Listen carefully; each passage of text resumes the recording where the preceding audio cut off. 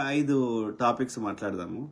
ఎందుకంటే current affairs నడుస్తుంది ఇప్పుడు చర్చ. అంటే అది బీజేపీ బీఆర్ఎస్ వాళ్ళు తో పాటు ఆ యొక్క బీజేపీ బీఆర్ఎస్కి ఏమంటారు ఊడిగం చేసేటువంటి వాళ్ళు దోచుకున్న దగ్గర చిల్లర తీసుకొని ఊడిగం చేసేటువంటి సో కాల్డ్ జర్నలిస్టులు అని చెప్పుకుంటున్న ఫేక్ నా కొడుకులు చిల్లర బ్యాచ్, దాంతోపాటు తోకలేని పార్టీలు పెట్టుకొని వాడు బీజేపీ బీఆర్ఎస్ ఇచ్చే చిల్లర తీసుకొని 1%, 2%, 3%, 5% ఓట్లు చీల్చి బీఆర్ఎస్కి లేదంటే బీజేపీని గెలిపించడానికి శతవిధాల ప్రయత్నం చేస్తున్న విశారదన్ మహారాజ్ కావచ్చు, లేకపోతే మందకృష్ణ మాదిరి కావచ్చు, లేకపోతే రాకేష్ జర్నలిస్ట్ కావచ్చు, రఘు జర్నలిస్ట్ అయితే పొద్దుగాలు లేస్తే చేస్తుందంతా దందా వసూళ్ల కార్యక్రమం. వీళ్ళందరి మీద పూర్తిగా సిట్ విచారణ చేస్తే ఫస్ట్ లోపల పోయేది వీళ్ళే. ఇక మల్లిగాడైతే ఇట్లా దందా చేసి ఎన్ని వందలు నాలుక చేరుస్తాడంట. ఎందుకు చేరుస్తావురా మల్లిగా? ఎల్లిగా నువ్వు ఎవరినైనా తిట్టవచ్చు, ఎవరి దగ్గరైనా బ్లాక్మెయిల్ చేసి దోసుకోవచ్చు. నీకు నీ జీల దమ్ము లేక ఎంతరా ఎన్ని ఓట్లు వచ్చినాయిరా మల్లిగా? 3000 ఓట్లు వచ్చినాయి ఆయనకి. అది హుజూర్ నగర్లో పోటీ చేస్తే. నువ్వు ఎప్పటికి ఏ పార్టీలో ఉన్నావు, ఎప్పుడు గెలిచినావురా మల్లిగా? నీకు ఓడోటేసిర్రా ఎల్లిగా?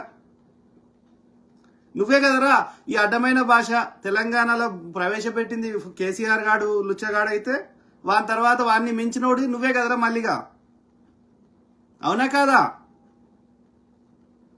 సో ఆ క్రమంలో ఈ దొంగనా కొడుకులు ఈ వీళ్ళ చిల్లర కోసం 4 కోట్ల మంది తెలంగాణ ప్రజల బతుకులతో ఆడుకుంటాం. వీని ఒక్కని కోసం అంటే ఎందుకు చూస్తూ ఊరుకుంటాం రా? 10 ఏళ్ల నుంచి కొట్లాడింది దేనికోసం రా? ఆ లుచ్చలండి కొడుకులు మంచిగా చేస్తలేరనే కదా బీజేపీ బీఆర్ఎస్ వాళ్ళు మొత్తం నాశనం చేసిరనే కదరా. ఇప్పటికి కూడా నేను ఓపెన్ ఛాలెంజ్ చేస్తున్నా మల్లిగా, విశారదన్గా, మందకృష్ణగా, ఎవరినైనా ఏపీకి పోదాం, యూపీకి పోదాం, అస్సాంకి పోదాం, మణిపూర్కి పోదాం. నువ్వు ఏడికంటే తీసుకో, బీజేపీ పాలిత రాష్ట్రం తీసుకోవో, బీజేపీతో కుమ్మక్కైనటువంటి దోస్తీ చేసిన రాష్ట్రాలు తీసుకో, గతంలో బీఆర్ఎస్ తీసుకో. ఇప్పుడు తెలంగాణ 100 రెట్లు కాదురా, 1000 రెట్లు మంచిగుందిరా లంబడి కొడక. ఎప్పుడన్నా కాదురా అరే మల్లిగా, ఒక్క బీజేపీ పాలిత రాష్ట్రంలో సన్న బియ్యం ఇస్తున్నారా? పేదోడు ఏం కావాలరా? కూడు గూడు గుడ్డ. పేదోడికి గుడిసెలు ఉన్నవానికి వానికి ఇల్లు కట్టించింది కాంగ్రెసే, పేదోడికి భూమి పంచి పెట్టింది కాంగ్రెసే, పేదోడికి బడికి పంపించింది కాంగ్రెసే, పేదోడికి బస్సులు ఎక్కిస్తుంది కాంగ్రెసే, పేదోడికి నాటి నుంచి నేటి వరకు అన్ని టేక్ కేర్ చేస్తుంది, ఆరోగ్యశ్రీని ప్రవేశపెట్టింది కాంగ్రెసే. ఒక్క బీజేపీ పాలిత రాష్ట్రంలో చూపెట్టండి రా. కేసీఆర్ గారు పేదోని దగ్గర భూమి గుంజుకున్నాడు కానీ పేదోనికి ఎప్పుడు భూమి ఇచ్చిండ్రా? వాడు 3 ఎకరాలు ఇస్తా అన్నాడు, ఇంచు గుడియలే. వాడు 15 లక్షలు చేస్తా అన్నాడు, వేసిండారా? మరి కాంగ్రెస్ ఇన్ని మంచిగా చేస్తుంటే మీకెందుకు నొప్పి అవుతుందిరా? ఎందుకంటే బీజేపీ బీఆర్ఎస్ పాలనలో మీకు చిల్లర వస్తుండే, ఇవాళ వస్తలేదు, మీకు దోసుకొని ఇస్తలేరు. అందుకే ఈ దోపిడీ ముండ కొడుకులు, ఈ చిల్లర బ్యాచ్, లేకపోతే ఆ యొక్క పెట్టుబడిదారులు అని చెప్పుకునే అడ్డదారులలో ప్రజల యొక్క భూములు కానీ భూమి లోపల ఉన్న ఖనిజాలు కానీ యొక్క కాంట్రాక్టులు కానీ ఏదో రకంగా దోసుకునే, ప్రభుత్వం నుంచి దోసుకునే ప్రజల దగ్గర నుంచి భూముల నుంచి లేక న్యాచురల్ రిసోర్స్ అదాని అంబానీ లాంటి గద్దలు. ఓకే, అంటే పెట్టుబడిదారులు, రైట్ వింగ్ దోపిడీదారులు, పైసలు ఉన్న వాళ్ళు దోసుకుంటారు. లేదు అంటే ఈ చిల్లరకు జాతికి ద్రోహం చేసే ముడకొడుకులు కులం పేరు మీద, మతం పేరు మీద, ఈ జర్నలిజం పేరు మీద చిల్లర దోసుకునే వ్యభిచారం చేసుకుంటా అడ్డదారులలో ఒళ్ళంచి కాళ్ళు చేతులు లేకపోతే బ్రెయిన్ వాడి ఒక సాఫ్ట్వేర్ పనో, డాక్టర్ పనో, ఇంజనీర్ పనో, లేకపోతే మొద్దు పనో, లేబర్ పనో, ఇవి చేతగానులు అడ్డదారులలో ఎక్కువ పైసలు కావాలనుకునే చిల్లర ముడకొడుకులు, నేర ప్రవృత్తి ఉన్న వాళ్ళు, ఇట్లాంటి వాళ్ళే ఈ బీజేపీకి బీఆర్ఎస్ సంకనాక్తారు. ఎందుకంటే వాడు ఇవన్నీ చేసుకొని ఇస్తాడు. కానీ వాళ్ళ సంఖ్య ఎంత? 5%, 3%, 100 4 3 చెడిపోయిన వాళ్ళు ఉంటారు. కానీ మిగతా 99 మంది పరిస్థితి ఏంది? వాడు కుల పెద్ద, వాడు బాగుపడతాడు కానీ ఆ కులంలో అందరూ సంఖ్య నాకిపోతారు కదా. సో ఆ విధంగా 99 మంది యొక్క ప్రజలని కానీ, వాళ్ళ ఆత్మగౌరవాన్ని కానీ, వాళ్ళ అభివృద్ధిని తాకట్టు పెట్టి నీ ఒక్కని వాళ్ళ రక్తం కూడిని తినాలని ఎందుకు కోరుకుంటున్నావు మల్లిగా? ఎందుకు కోరుకుంటున్నావు విశారదన్గా? ఎందుకు కోరుకుంటున్నావు తెలంగాణ శ్యామ్? ఎందుకు కోరుకుంటున్నావు రాకేష్ జర్నలిస్టు? ముండా కొడుకులారా, జర్నలిజం అంటే ఏందిరా? జర్నలిజం అంటే గ్రౌండ్లకు పోవాలి, ఆ ఊర్లో తిరగాలి, ఇరుపక్షాల వాళ్ళ యొక్క వర్షన్ చెప్పాలి, దాన్ని అయ్యో ఇది వాస్తవం జరిగిందని ప్రజల ముందు పెడితే ప్రజలు నిర్ణయిస్తారు ఎవడు తప్పు చేసిండని. లంచా కొడక జర్నలిస్ట్ అని చెప్పుకొని నీకు నచ్చింది నువ్వు షేర్ చేస్తే అది జర్నలిజం ఎందుకు అవుతుంది? బోసిడికే వాడు బీబీసీ తెలుగు జర్నలిజం అని పెట్టుకున్నారు. వాడు పోతున్నాడు, ఆడ పోయి ఈ రెడ్డి ఆయన ఏమన్నాడు, ఆయన యొక్క గణేష్ ఏమన్నాడు, వాళ్ళ అక్క ఏమన్నది, వాళ్ళ చెల్లెమన్నది. ఎందుకంటే ఆడ వీడియో లేదు, ఆ పాపం దన్నిన వీడియో లేదు. కాబట్టి రెండు దిక్కుల వర్షన్ ఆడ చూపెట్టి ఇదమ్మా ఇది మాకు తెలిసిన కాడికి సమాచారం ఇది, మిగతాది మీరు తెలుసుకోండి, లేకపోతే పోలీసులు విచారణ చేయని అని ప్రజల ముందు వాస్తవాలు పెడుతున్నారు. ప్రజలు నిర్ణయిస్తారు అది వాళ్ళు మాట్లాడిన దాన్ని బట్టి ఎవరు తప్పు ఎవరు రైట్ అనేది. లాంచ కొడుకులు మీరు తులసి చందు తిట్టొద్దు అంటావు. మరి నువ్వు జర్నలిజం అంటే ఏందమ్మా? ఏదో పేపర్ ఎక్కడో వచ్చింది ఎవడో అన్నది నువ్వు చెప్పేస్తావా? దాన్ని జర్నలిజం అంటారా? తులసి గారు నువ్వు జర్నలిజం చదివినావు కదా, ఈనాడు స్కూల్లో చేసినావు కదా, స్టార్ట్ చేసినావు కదా నీ కెరియర్, ఉత్తమ జర్నలిస్ట్ కదా, అవార్డులు తీసుకున్నావు కదా, ఎస్బీ యూనివర్సిటీలో నువ్వు జర్నలిజం చేసినావు కదా, ఇదే నేర్పినా అమ్మా? అక్కడ ఏమైంది? నువ్వు పోయినావా? తులసి చంద్ గారు నువ్వు ఆ ఊరికి పోయినావా? కుమ్మరకు పోయినావా? కుమ్మరలో గణేష్తో మాట్లాడినావా, వాళ్ళ అక్కతో మాట్లాడినావా, వాళ్ళ చెల్లెతో మాట్లాడినావా, ఆ శ్రీనివాసరెడ్డి కానీ ఆ యొక్క ఎవరైతే తన్నీరు అన్నారో వాళ్ళ కుటుంబ సభ్యులతో మాట్లాడినావా, గ్రామస్తులతో మాట్లాడినావా?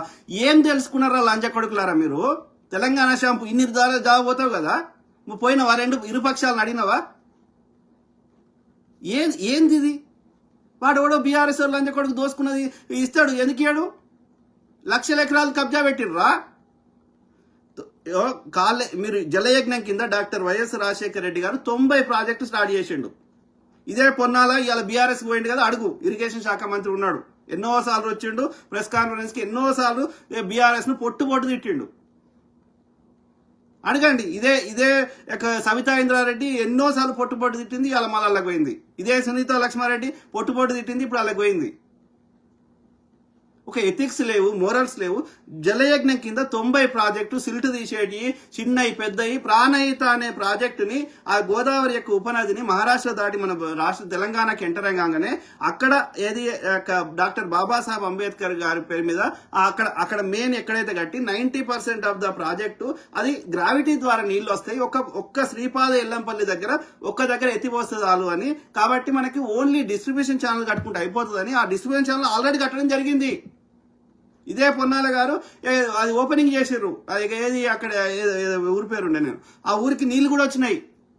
10,000 కోట్లతోటి డిస్ట్రిబ్యూషన్ ఛానల్ కడితే మిగతా 99% అంతా గ్రావిటీ ద్వారా వచ్చేది.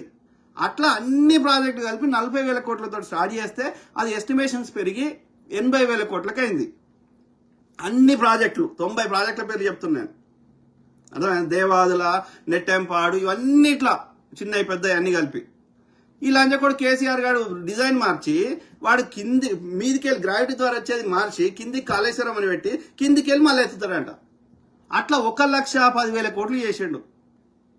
దాని మీద కాళేశ్వరం కార్పొరేషన్ అని పెట్టి దాని మీద స్పెషల్గా అప్పులు తెచ్చి బడ్జెట్లకి వెళ్ళి రాకుండా చేసి దీనికి ఈ కాళేశ్వరం మీద నేను నీళ్ళు అమ్ముతా, లేకపోతే ఎలక్ట్రిసిటీ ప్రొడక్షన్ చేస్తా, దీని ద్వారా వచ్చే పైసలు నేను బ్యాంకుకి కడతా అని ఆర్బీఐకి అప్రూవల్ లేకుండా అట్లా 3 లక్షల కోట్లు అప్పు తెచ్చాడు.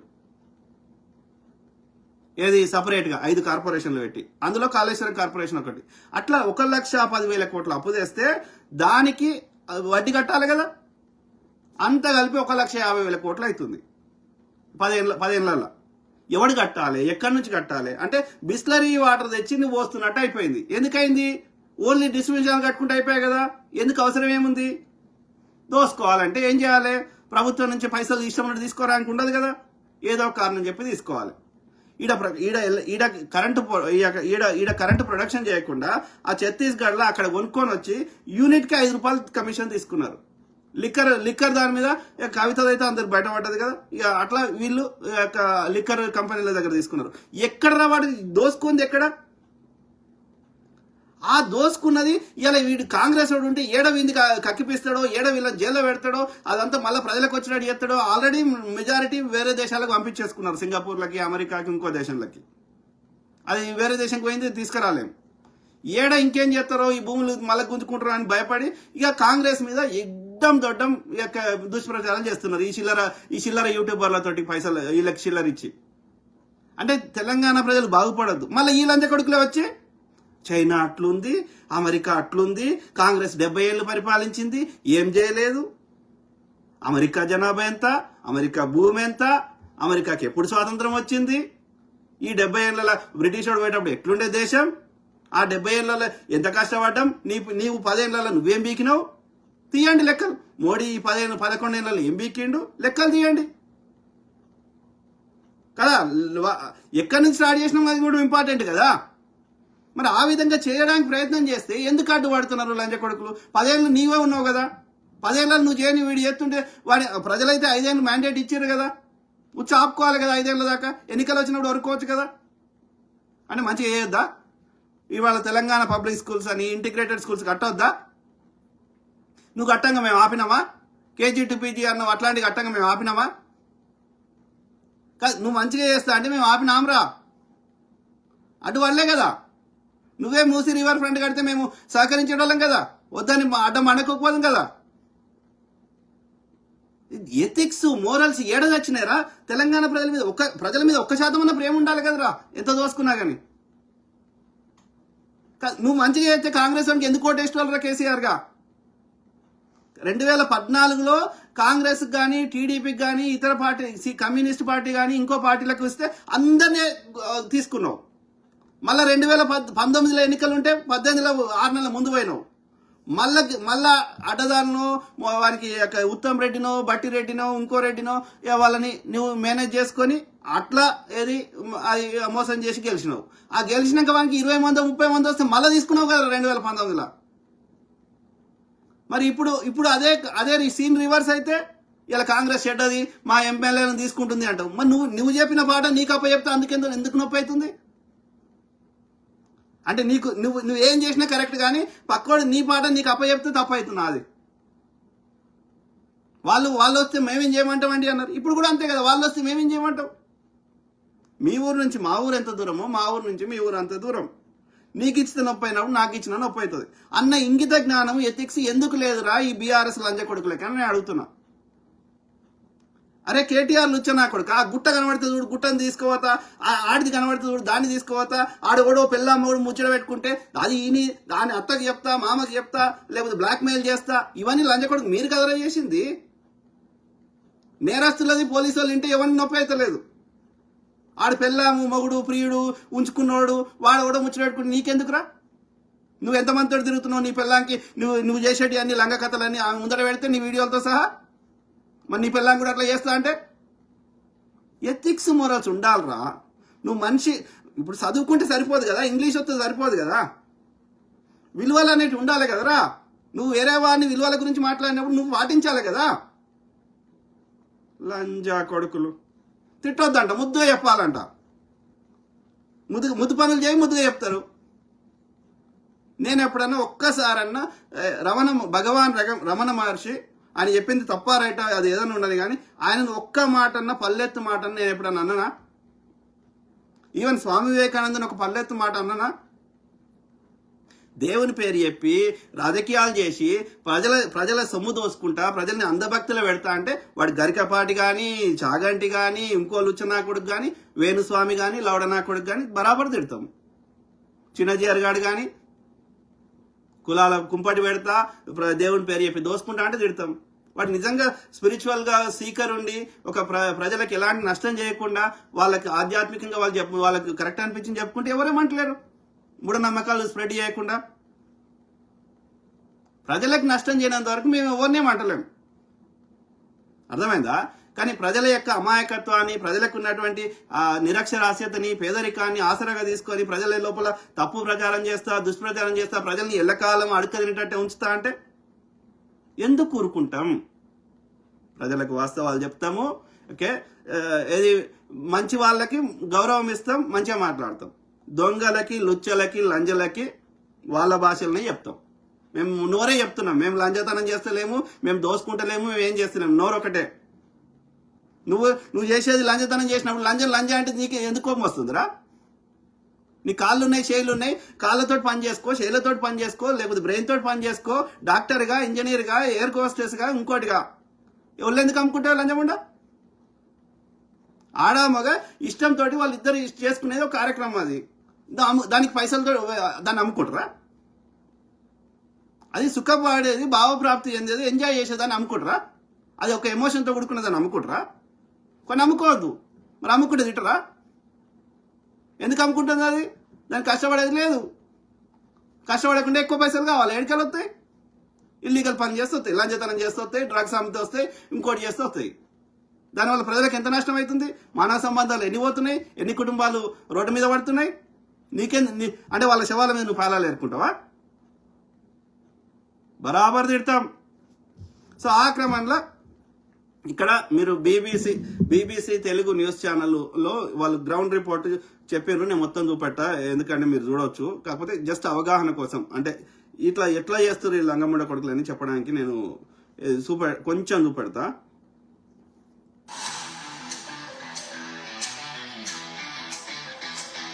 అంటే ఎథిక్స్ మోరల్స్ ఉండాలి కదా, దేనికైనా ఒక పద్ధతి ఉంటుంది కదా, హద్దులు ఉంటాయి కదా, అవునా కాదా?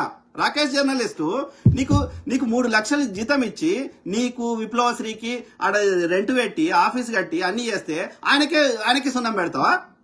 కాంప్లే బ్రదర్కి నువ్వు ఇయ్య 4 జీతం నెలకు ₹1,00,000. అవునా కాదా? నీకు నచ్చకపోతే వెళ్ళిపోనుంటివి, నువ్వు కొత్త ఛానల్ పెట్టుకొని ఉంటివి. ఆయన ఛానల్ని అన్ని నాశనం చేస్తావా? బీజేపీ వాళ్ళతో కుమ్మక్కాయ్ కరెక్టా? అది ఈవెన్ మొగుడు పిల్లమైనా చెప్తున్నా, ప్రియురాలని చెప్తున్నా. ఎందుకురా చంపుకున్నాడు? నచ్చలేదు. ఎట్లయిపోయింది? ఇది ఫ్యాషన్ అయిపోయింది. చంపుకున్నాడు లేదంటే సచ్చుడు. హత్యాన చేస్తున్నారు, ఆత్మహత్యన చేసుకుంటారు. ఎందుకురా? నచ్చలేదు. కలిసి ఉండి మంచిగా ఉందామని ప్రయత్నం చేశారు, అది వర్కౌట్ కాలేదు. ఏంటి చేసుకో ఫ్రెండ్లీ వేళ. నీకు అది ఇప్పుడు ఆ చెప్పు, ఆ బట్టను ఆ షర్టు నీకు పడతలేదు, దాని అర్థం అది నీ సైజు కాదని అర్థం, అంతే. వేరే వాళ్ళకి పడుతుంది. నీకు పట్టే సైజు నువ్వు ఎత్తుకొచ్చుకో. ప్రయత్నం అయితే చేసినావు, అది వర్కౌట్ కాలే.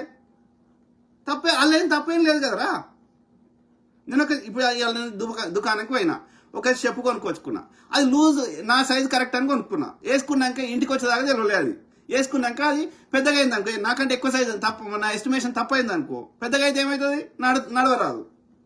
చిన్నగా అయింది అనుకో, అట్లే వేసుకుంటే ఏమవుతుంది? కాళ్ళు కరుస్తాయి, మొత్తం రక్తం వస్తుంది. కాబట్టి ఏం చేస్తాం? అయితే పడేస్తాము, లేదంటే వాపస్ ఇచ్చి నా సైజు తెచ్చుకుంటాం. గంతే. ఇది కూడా మనకు వర్కౌట్ అవుతుంది, మన ఆలోచనలు కలుస్తాయని. ఒకరు ఉండే కంటే ఇంకా 2 ఉంటే ఇంకా మంచి బతుకుతామని ప్రయత్నం చేసినావు, అది వర్కౌట్ కాలేదు. ఏంటి చేసుకో ఫ్రెండ్లీ వేళ. అట్లీస్ట్ నీకు ఆమె మీద, ఆమెకు నీ మీద ఏదో ఒక టైంలో మంచి ఫీలింగ్స్ ఉండే కదా, దాన్ని గుర్తు చేసుకొని సంతోషపడు. ఒకప్పుడు ప్రేమించింది, ఇవాళ ఆ ప్రేమ ఇవాళ ఎట్లా శత్రుత్వం అవుతుంది? అంటే నువ్వు నిజంగా ప్రేమ చేయలేదు. ఇవాళ నా కొడుకు నేను చెప్తే లేదని వాడిని ద్వేషిస్తానా? నేను వాడు నాశనం కావాలని కోరుకుంటానా? I don't get it. Common sense అనేది ఎందుకు చచ్చిపోతుంది ప్రజలకు అనేది నాకు 1% అర్థం కాదు. అయితే 6 లేకపోతే 6, అంటే అతి, ఏదైనా అతి. అయితే సంపుడు లేకపోతే సచ్చుడు. ఎందుకు కావాలరా? లేదా లైఫ్ ఇంకా దొరకరాయిగా? భూమి మీద మనుషులు కరువు అయ్యారా? ఆలోచించండి మిత్రులు ప్లీజ్. ఓకే, సో ఆ క్రమంలో చూద్దాం ఈ గ్రౌండ్ రిపోర్ట్. చూసినాక దాని గురించి ఎక్స్ప్లెయిన్ చేస్తాను. ఎందుకంటే నేను మొత్తం వాళ్ళ చూపెడితే మళ్ళీ ఇక వాళ్ళు చేసిన దానికి నేను చెప్పిన దానికి మళ్ళీ అదే చూడవచ్చు కదా. కాబట్టి నేను ఎక్కువ చూపెట్ట, కానీ ఐడియా కోసం గ్రౌండ్ రిపోర్ట్ ఎట్లుంటుంది, ఈ దొంగలు ఎట్లా చేస్తారు అనే దానికి. అందరూ సోకాల్డ్ జర్నలిస్ట్ అని చెప్పుకుంటున్నారు, యూట్యూబర్లు అందరూ చిల్లరకి అమ్ముడు పోతున్నారు, ఏదో ఒక పార్టీకి సంకనాకుతున్నారు. అర్థమైందా? నేను ఆనెస్ట్గా చెప్తున్నా, ఎక్కడ ఆడ ఉన్న వాళ్ళలో ఎవడు గెలిచే అవకాశం ఉంది, ఎవరి వల్ల తక్కువ నష్టం జరుగుతుంది, ఎవరి వల్ల ఎక్కువ ప్రజలకు మంచి జరుగుతుందో ఆ పార్టీలు అన్నిటికీ మద్దతు ఇస్తా. కాంగ్రెస్ ఒకటే కాదు, కమ్యూనిస్ట్ పార్టీ అయినా, డిఎంకే పార్టీ అయినా, తృణమూల్ కాంగ్రెస్ అయినా, ఇంక ఏ పార్టీలైనా ప్రజలకు మంచి చేస్తాయి, తక్కువ దోసుకుంటాయి, ప్రజలకు మంచి చేసే అవకాశం ఉన్న వాళ్ళందరికీ మద్దతు ఇస్తా. ఇక్కడ బీఎస్పీ అని చెప్పుకుంటున్న వాళ్ళు, బీఎస్పీ ఆమె 3 నుంచి 5% ఓటు చీల్చి బీజేపీకి సంకనాకి బీజేపీని గెలిపిస్తుంది అనేక రాష్ట్రాల్లో. కాన్షీరామ్ గారు మంచోడు, కానీ ఈ మాయావతి వచ్చినాక ఆమె నాశనం పెట్టింది బీఎస్పీని. ఇలా ఇలా అట్లా ఈ ఎస్పెషల్లీ ఇలా ఇప్పుడు తక్కువ కులాలు అంటున్నారు. ఈ తక్కువ కులాలు వాడు పెద్ద కులాలలో రెండు డిఫరెన్స్ ఉన్నాయి. ఓకే, అది చూపెడతా కానీ. సో ఈ రెండు కులాలలో వీళ్ళ డిఫరెన్స్ గమనించండి. ఇప్పుడు అగ్రకులం అనుకుంటున్నాడేమో వాడు పెద్ద లెవెల్లో దోసుకుంటున్నాడు, లేకపోతే పెద్ద లెవెల్లో వ్యాపారం చేస్తున్నాడు. వాడు దోసుకున్న దానికెళ్ళి వాడు సంపాదించిన దానికెళ్ళి కొంత వాడు ధైర్యంగా ఖర్చు పెడుతున్నాడు. ఒక బహిరంగ సభ పెట్టాలంటే 2 నుంచి 3 కోట్లు అవుతాయి. వాడు అప్పు చేస్తాడా, వాడికి ఉన్న ఎకరం అమ్ముకుంటాడా, లేకపోతే వాడు వ్యాపారంలో సంపాదించింది చేస్తాడా, 7 కాలంలో చేస్తాడు. వాడు 2 కోట్లు 3 కోట్లు ఖర్చు పెడతాడు. ఎన్నికలు వస్తే వాడు 10 కోట్లైనా ఖర్చు పెడుతున్నాడు. సో వాడు మంచికి చెడుకి ఆదుకుంటున్నాడు. వాడు ప్రజలకి అందుబాటులో ఉంటున్నాడు. ఎవడైనా ఫోన్ చేస్తే ఎత్తుతున్నాడు. సో అట్లాంటి వాడు ధైర్యం చేసి ఖర్చు పెడుతున్నాడు. వాడు గెలుస్తున్నాడు. గెలిచినాక 4 సంపాదిస్తున్నాడు, మళ్ళీ ఖర్చు పెడుతున్నాడు. ఈడు కుల నాయకుడు అని చెప్పుకునే ఈ చెత్తలాంటి కొడుకులు అందరూ వాని దగ్గర చిల్లర తీసుకుంటారు, వీని దగ్గర చిల్లర తీసుకుంటారు. వీనికో సిద్ధాంతం ఉండదు, వీనికో ఉండదు. ప్రజలు ఫోన్ చేస్తే ఎత్తారు, ఒక పట్టించుకోరు, అందుబాటులో ఉండరు. ఒక మంచికి చెడుకి ఏది ఉండదు. ఎన్నికల ముందు వచ్చి నాది నీ కులమే, నీది నా కులమే, నేను బీసీ, నేను ఎస్సీ, నేను మాదిగోని, నేను మాలోని, నేను షాలోని, సాకలోని అని చెప్పుకుంటారు. అయితే ఏంది నేను పద్మశాలి. అయితే వాడు షాలోడు వచ్చి నాకు ఓటే రాజంటే ఎత్తనా? నాకు నువ్వు నాతో ఎట్లా ప్రవర్తించినావు, నాకు ఎప్పుడు అందుబాటులో ఉన్నావు, నా మంచి చెడు ఎప్పుడు పట్టించుకున్నావు, నా ఊరు సమస్యలు నీకేం తెలుసు, ఇవన్నీ నేను ఆలోచిస్తా కదా. నా కులం అయితే ఓటేస్తారా? నా కులం పేరు చెప్పుకొని నువ్వు ఎదగాలనుకుంటే నేను ఎందుకు సహకరిస్తా నీకు?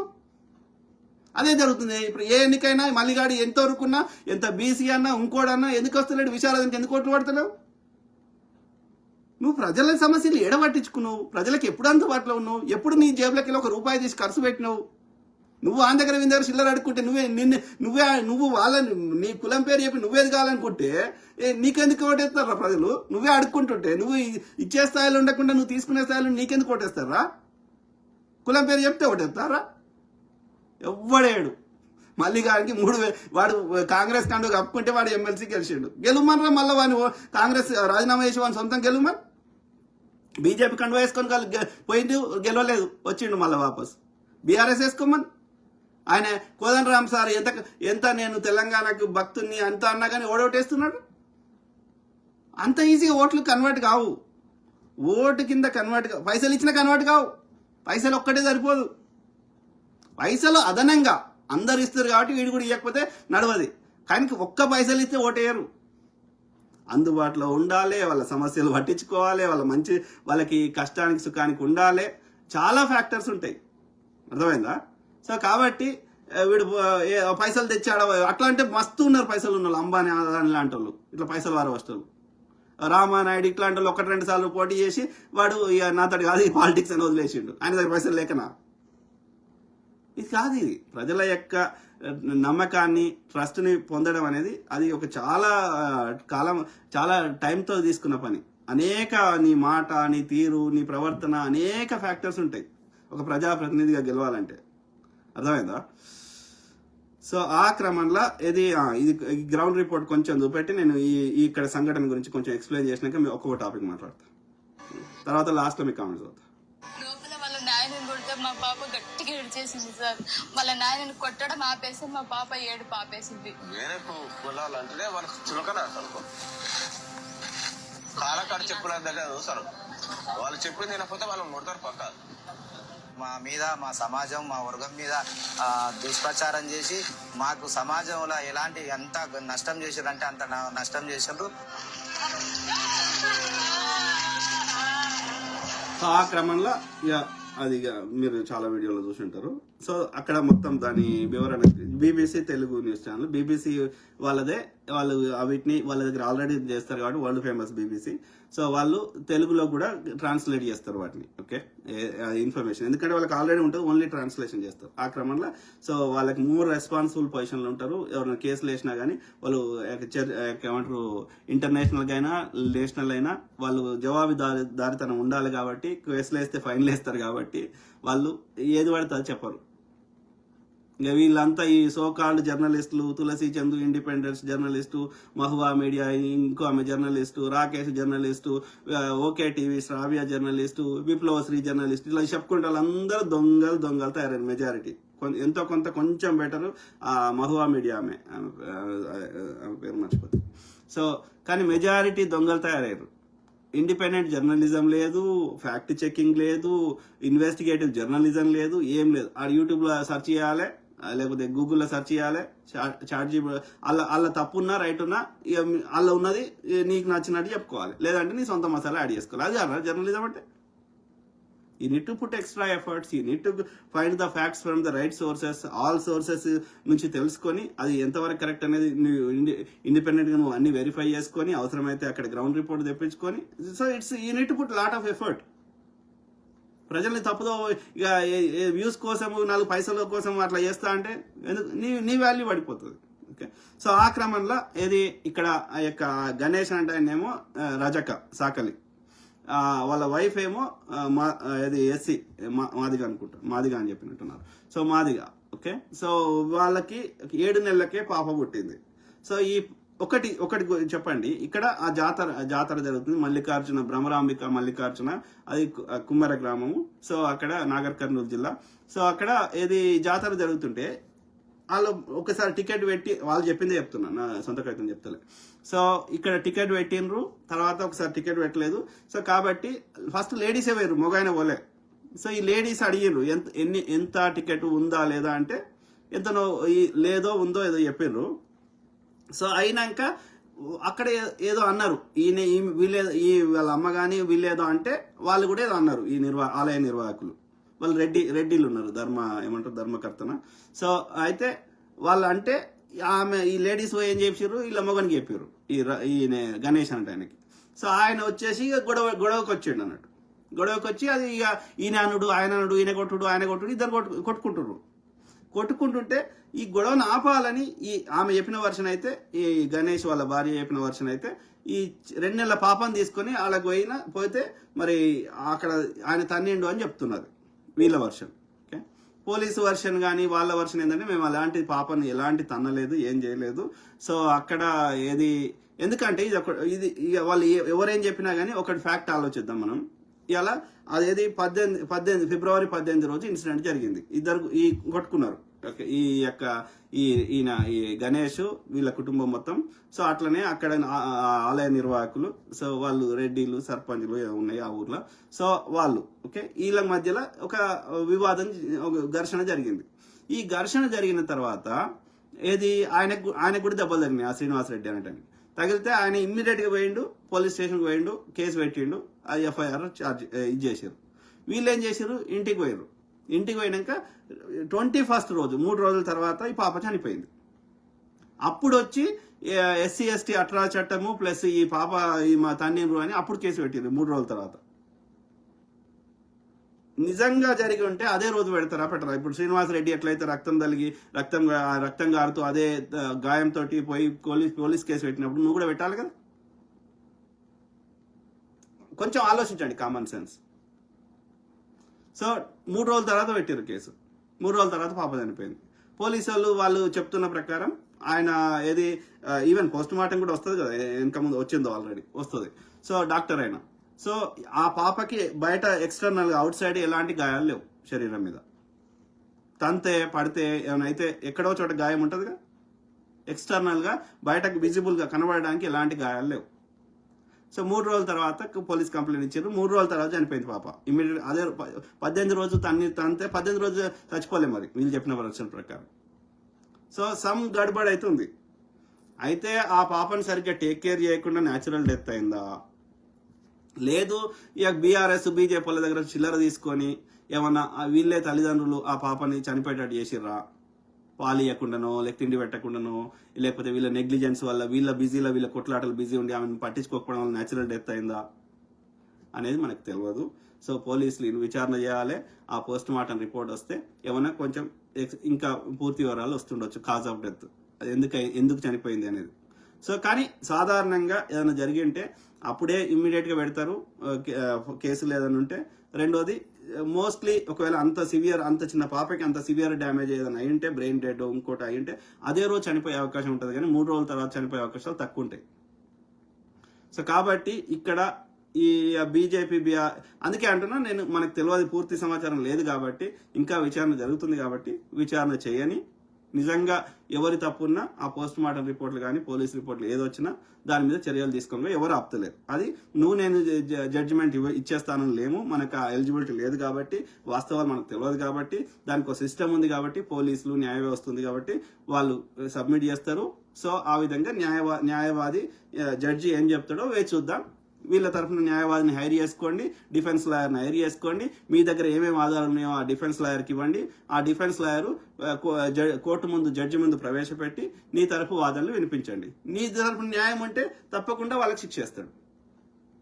అంతేగాని ఇక మీడియాలో వచ్చేసి అది పూర్తి వాస్తవాలు చెప్పకుండా, రెండవ సైడ్ వర్షన్ స్టోరీ చెప్పకుండా, నీకు తోచినట్టుగా కులం కుంపటి పెట్టి ఇక పొద్దుగా లేస్తే బీజేపీ పాలిత రాష్ట్రాల్లో ఎంత ఘోరంగా అంకితా బండారి కేసు కానీ, ఉన్నావ్ కేసు కానీ, ఎన్ని కేసులలో ఎంత ఘోరంగా కేసులే రిజిస్టర్ చేయకుండా ఇబ్బంది పెడుతుంటే, బీఆర్ఎస్ పాలనలో ఎంత దుర్మార్గంగా చేస్తే, కాంగ్రెస్ పాలనలో వాళ్ళు కాంగ్రెస్ పార్టీ అయినా ఇంకో పార్టీ అయినా వాళ్ళు అది ఇన్సిడెంట్ జరిగినప్పుడు రేవంత్ రెడ్డి చెప్పి వీళ్ళతో కొట్లాడమని చెప్తాడా?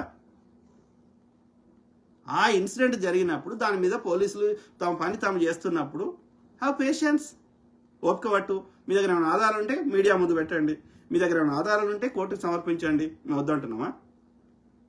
అంతేగాని ఇక పొద్దుగాలు వేస్తే కులం కుంపడి పెట్టి పొద్దుగాలు వేస్తే ప్రజలను రెచ్చగొట్టి అబద్ధాలు ప్రచారం చేస్తా అంటే ప్రజలకు తెలియదు, వాస్తవాలు బయటకు రావా? అప్పుడు మీ విలువను మీరే తగ్గించుకుంటారు కదరా. ఎందుకైతుంది? మీరు సోకాలు జర్నలిస్ట్ అని చెప్పుకుంటున్నారు, బీజేపీ బీఆర్ఎస్ దగ్గర చిల్లర తీసుకొని ఈ లంగ కథలు పడుతున్నారు. ప్రజలు ఊరుకుంటారా? ప్రతి ఎన్నికలలో చూపెడుతుంటారు కదా. మన మున్సిపల్ ఎన్నికలలో 50% పైన కాంగ్రెస్ ఓటేసారు. ఈవెన్ అది పట్టణాలనే ఆ పరిస్థితి ఉండే. గ్రామీణ ప్రాంతాల్లో ఎన్ని వచ్చినాయి? మొన్న 12,500 గ్రామాలుంటే 500 గ్రామాలు వచ్చినాయి బీజేపీకి. బీఆర్ఎస్కి వచ్చినాయి 30%, 20%, 30% వచ్చినాయి. 70% కాంగ్రెస్కి వచ్చినాయి. ఇలా మోర్ దాన్ 50% పట్టణాలలో ఇంకా ఓట్లు తక్కువ వేస్తారు. ప్లస్ అన్ని కల్చర్ వాళ్ళు ఉంటారు. అయినా కానీ 50% పైన వచ్చినాయి. ఇంకేం చెప్తారా? కాంగ్రెస్ వాళ్ళు బాగాలేకపోతే ఓట్లు వేయరు కదరా ప్రజలు. మీరు ఇంత దుష్ప్రచారం చేసినా ఆలోచించగలుగుతున్నారు. సో అది ఆ పాప గురించి. ఆమె 7 నెలలకే పుట్టింది. సో అది న్యాచురల్ డెత్ అయిందా, తల్లిదండ్రులు నెగ్లెక్ట్ చేసిర్రా, లేకపోతే ఇంకేదనేది పోస్ట్ మార్టం ద్వారా ఇంకా డాక్టర్లు ఆ పోలీసులు ఇంకేమొస్తుందో వెయిట్ చేద్దాం. ఓకే, కానీ ఒక్కటి మాత్రం ఇక్కడైతే మనము కరెక్ట్ అనాలిసిస్లో అయితే ఏది 18 రోజు ఇన్సిడెంట్ జరిగితే పాప ఎందుకు వస్తుంది? ఇద్దరు పెద్దవాళ్ళు కొట్టుకుంటే మధ్యలో పాప ఎందుకు వస్తుంది? ఆ పాపను అట్లా ఒకవేళ నిజంగా జరిగి ఉంటే ఆ పాపను ఆ మధ్యలో తీసుకోవడం ఆ తల్లి తప్పు కదా? మొగోడు గణేష్ ఆ రెడ్డిలు అని చెప్తున్న వాళ్ళు కొట్టుకున్నారు అనుకుందాం. అసలు ఇన్సిడెంట్ అయ్యి వాళ్ళు వెళ్ళిపోయినాక మళ్ళీ ఎందుకు వచ్చిండి గణేష్? తాగి వచ్చిండా ఏమో తెలియదు. సో ఏదైనా మొగలు కొట్టుకుంటే ఈ ఆడవాళ్ళు ఎందుకు పోయారు? ఫస్ట్ థింగ్, ఆడవాళ్ళు పోతే అడల్ట్ అనుకుందాం. చిన్న పాపను తీసుకోవడం తప్పు కదా? 2 నెలల పాపను కొట్లాడ మధ్యలో తీసుకోవడం తప్పు కదా? నేరం కదా? నేరమా కాదా? సో కాబట్టి ఇవన్నీ వాస్తవాలు బయటకు రావాలి. వాళ్ళు ఇన్వెస్టిగేషన్ చేస్తున్నారు, ఓపిక పడదాం. ఓకే, యూట్యూబ్ ఉంది కాబట్టి అడ్డం దొడ్డం వాస్తవాలకు భిన్నంగా చెప్తా అంటే మరి ఏం చేస్తారు? చర్యలు తీసుకుంటారు, అరెస్ట్ చేస్తారు, లోపల వారేస్తారు, ఇంకేమైనా నీకు అక్రెడిషన్ ఇవ్వరు, ఇంకేమైనా రద్దు చేస్తారు.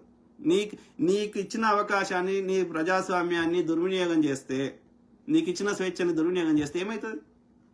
ఆ స్వేచ్ఛను తీసేస్తారు, అంతేగా. సో అది పాప గురించి చెప్పిన. ఇక రెండోది ఇక్కడ గుడిసెలు చెప్పినాక గాంధీ విగ్రహం చెప్దాం. సో గుడిసెల పేరు మీద భూమిని కబ్జా పెడుతున్నారు. ఇప్పుడే ఆ వీడియో కూడా షేర్ చేసిన. మన యొక్క ఆయన పేరేంది చూపెడదాం, అది కూడా కొంచెం చూపెడదాం. మంత్రి గారు పొంగులేటి శ్రీనివాసరెడ్డి గారు క్లారిఫై కూడా చేసారు, చూద్దాం. సబ్జెక్ట్ సంబంధించిన దాంట్లో కూడా పేదవాళ్ళు నిరుపేదలు ఎవరైతే కాదురా కాదురా వాస్తవాలు వినడానికి ఎందుకు నొప్పి అవుతుంది? మీరు అబద్ధాలు చెప్తే ప్రజలు ఓకే అనాలి, కానీ మాలాంటి వాళ్ళు వాస్తవాలు చెప్తే నీకు ఎందుకు నొప్పి అవుతుంది? అంటే అబద్ధాలని బతుకుతామారా? నువ్వు చెప్పే సత్యహరిచంద్రుడు మా సనాతనం అంటావు, నువ్వు అన్ని చెక్కులరు అంటే వాడేమంటాడు సన్నాతులు అంటున్నాడు. అర్థమైందా? సత్యహరిచంద్రుడు అని చెప్పి సత్యమేవ జయతే అన్నప్పుడు మరి సత్యానికి కట్టుబడి ఉండాలి కదా, నిజాలు వినడానికి సంసిద్ధంగా ఉండాలి కదా. జిఐ శంకర్ అని అంటే అబద్ధాలు చెప్పి దేశ ప్రజల సొమ్ము దోసుకుంటా అంటే కరెక్టా? అది అజమోత తిన్నది అరుగుతుందా? వాళ్ళందరి సావుని నువ్వు ఎంజాయ్ చేస్తావు, వాళ్ళ సంపదను దోసుకుంటా అంటే ఎంతవరకు కరెక్టు? ఒక్క మోడీ గారు ఇంత హిందువులు అంటారు కదా, హిందువుల దగ్గర ట్యాక్స్ తీసుకోకు మనం, అర్థమైందా? హిందువుల దగ్గర ట్యాక్స్ తక్కువ తీసుకున్నాడు మన డాక్టర్ సిక్ అయినటువంటి డాక్టర్ మన్మోహన్ సింగ్ గారు. 3 రూపాయలు ట్యాక్స్ తీసుకున్నాడు డీజిల్ మీద. ఇలా అంచెకొడుకు 33 రూపాయలు చేసిండు. 10 రెట్లు వేస్తారు ఎవడన్నా? 10 రెట్ల ఆదాయం పెరిగిందా? చెప్పురా అయ్యా. కాదు, 13 ప్రధానమంత్రులు 64 లక్షల కోట్ల అప్పు చేస్తే, ఒక్క మోడీ 200 లక్షల కోట్ల అప్పు చేస్తే ఎవరికి చెప్పాలి నేను? ప్రింటింగ్ ప్రెస్ ప్రింట్ అయి ఆర్బీఐకి వచ్చే లోపల 80,000 కోట్లు దొంకవేరు. ఇవన్నీ నేను అడిగితే నన్ను లంచకొడుక అంటావు, దేశద్రోహి అంటావు. ఎవడు దేశద్రోహం? నువ్వు దేశద్రోహం చేసుకుంటా, నువ్వు హిందువులను సంఖ్య నాకించుకుంటా. హిందువుల పరిస్థితి 2014 కంటే మంచిగుందా, ఇవాళ బాగుందా? అడగండి ఒకరిని. నీకు వచ్చే ఆదాయం ఎంత ఉంది? నీ యొక్క ఇప్పుడు 60 రూపాయలు 70 రూపాయలు 60 రూపాయలు ఉన్నప్పుడు డాలర్ రేట్ మంచిగుందా, ఇవాళ 90 దాటితే మంచిగుందా? ఇదే మోడీ 60 రూపాయలు ఉన్నప్పుడే పొట్టు తిట్టిండు మూగ ప్రధాని, ఈ దేశ సంపద ఏమైతుంది అని. మరి ఇలా 90 అయితే ఎందుకు నొప్పి అవుతలేదు? ఇన్ని దేశాలు తిరిగిండు, ఒక్క దేశంతో ఒక డీల్ చేసుకొచ్చింది చెప్పండి. అన్ని వాళ్ళకి అదానికి అంబానికి కాంట్రాక్ట్లు ఇవ్వడానికి తప్ప ఏమైనా ఉన్నదా ఇట? అది డిఫెన్స్ కాంట్రాక్టు, బొగ్గు కాంట్రాక్టు, ఎవ్రీథింగ్ కాంట్రాక్ట్ కోసం తిరుగుతున్నాడు తప్ప మన దేశ ప్రజలకు యూజ్ అయింది ఏముంది? ఒక్క విమానం తయారీ అని అనిల్ అంబానీ కంపెనీకి రఫాయల్ యుద్ధ విమానాల కాంట్రాక్ట్ ఎందుకు ఇచ్చినావు? హిందుస్థాన్ ఏరోనాటికల్ లిమిటెడ్ అంత ఎక్స్పీరియన్స్ ఉన్నది ఉండగా, అది కూడా 126 విమానాలు అదే రేటుకి వచ్చేటి 36 విమానాలకు ఉన్నావు అంటే 3 రేట్లు పెంచినావు ఎస్టిమేషన్స్. మళ్ళీ టెక్నాలజీ ట్రాన్స్ఫర్ లేదు. ఎవరి కోసం చేసినావు? అవన్నీ ఇప్పుడు బయటకు వస్తున్నాయి. ఇలా ఫ్రాన్స్లో ఇన్వెస్టిగేషన్ జరుగుతుంది, అట్లనే ఏది ఎప్స్టీన్ ఫైల్స్ వచ్చింది. నువ్వు దేశద్రోహం చేసుకుంటా నీ దేశద్రోహ చర్యలను ప్రజల ముందు పెడితే నన్ను తిడితే ఏమొస్తుందిరా? సిగ్గు, శరం, మానం, లజ్జ ఉండాలి. అన్నమే కదా తింటున్నాం, ఆలోచించుకోవాలి వద్దు. సో ఆ క్రమంలో ఇది చూద్దాం. ప్రజలు ఎడ్డోళ్ళు లేరు, ప్రజల దగ్గర ఒక్కొక్కరి దగ్గర 2-3 స్మార్ట్ ఫోన్లు వచ్చినాయి. ఓకే, కాబట్టి ప్రజలు చాలా స్మార్ట్ అయ్యారు. నేను చెప్తలే, కేసీఆర్ గారే చెప్పారు. అరే గింత హుషారవుతారు అనుకోలేదు, హుషారయ్యారు కాబట్టి పక్క తన్ని పెట్టారు. బీజేపీ వాళ్ళు ఎంత కుట్రలు చేసినా సౌత్ ఇండియాలో వస్తలేరు, ఆ నార్త్ ఇండియాలో కూడా చాలా చోట్ల మోసం చేస్తున్నాడు. ఓట్లు మోసం చేస్తే గెలిచినా అని చెప్పుకుంటున్నాడు తప్ప ప్రజలు నిష్పక్షపాతంగా ఎన్నికలు జరిగితే రాడు. ఆంధ్రప్రదేశ్లో మోసం చేసి వచ్చినావు. మోసం చేయడానికి ఎన్నికలు ఎందుకు రైగా? ప్రజలు మంచి చేసి ప్రజల హృదయాలను గెలుచుకుంటే నీ పాలన మంచిగుంది అని ప్రజలు ఫీల్ అయితే నీకు ఓటేస్తారు. 2014లో గెలిచింది, అది కూడా కాంగ్రెస్ మీద బురద తల్లి స్కాములని అనేక రకాలుగా నేను లెక్కలేని చేస్తా అంటే ఏమో చేస్తాడేమో ఆశతోటి కాంగ్రెస్ కంటే మంచిగా చేస్తాడేమో అని ఒక మార్పు కోసం ఓటేసింది 2014లో. అది ఒక్కటే ఫెయిర్ ఎలక్షన్. 2014 తర్వాత అంతా మోసమే. ఆ 2014 గెలవడానికి make in India, digital India, ఇంకో ఇండియా, స్వచ్ఛ భారత్, ఇక వాడు చెప్పలేనని 15 లక్షలు తెచ్చేస్తా చెప్పలేని చెప్పిండు. ఎందుకంటే ఎట్లనే గెలవాలని. మరి గెలిచినాక 1% అన్న అందులో నెరవేర్చిండా? అవసరం లేదు. ఇక గెలిచినాక ఇప్పుడు దోసుకోవాలి కదా, ఇప్పుడు అవి నెరవేర్చాడు కదా. 100 స్మార్ట్ సిటీలు అన్నాడు, ఏవి చేసిండా? హవాయి చెప్పులు వేసుకొని తిరిగేటోని హవాయి జహాజ్లో తిప్పుతున్నాడా? ఇప్పుడు వాటి మీద చర్చ ఉండొద్దు. ఇక నేను అమ్మ గుట్టలేదు, నేను హిందూ, ముస్లిం, నువ్వు ముజ్రా, వీడు మంగళ సూత్రం, గివి రెచ్చగొట్టాలి మతం పేరు మీద. ఎందుకంటే ఇప్పుడు నువ్వు అవి చెప్పినావు అనుకో, ఏవిరా అని అడుగుతారు. కాబట్టి వాటి గురించి దృష్టి మరచాలంటే కొట్లాడ పెట్టాలి, బాంబులు పెట్టాలి, యుద్ధ విమానాలను ఇది వేయాలి, పాకిస్తాన్ యుద్ధం చేసినామని ఫేక్ వేయాలి, లేదంటే బాంబు దాడులు చేపియాలి. ప్రజల దృష్టి ఈ మతం చుట్టూ తిప్పాలి.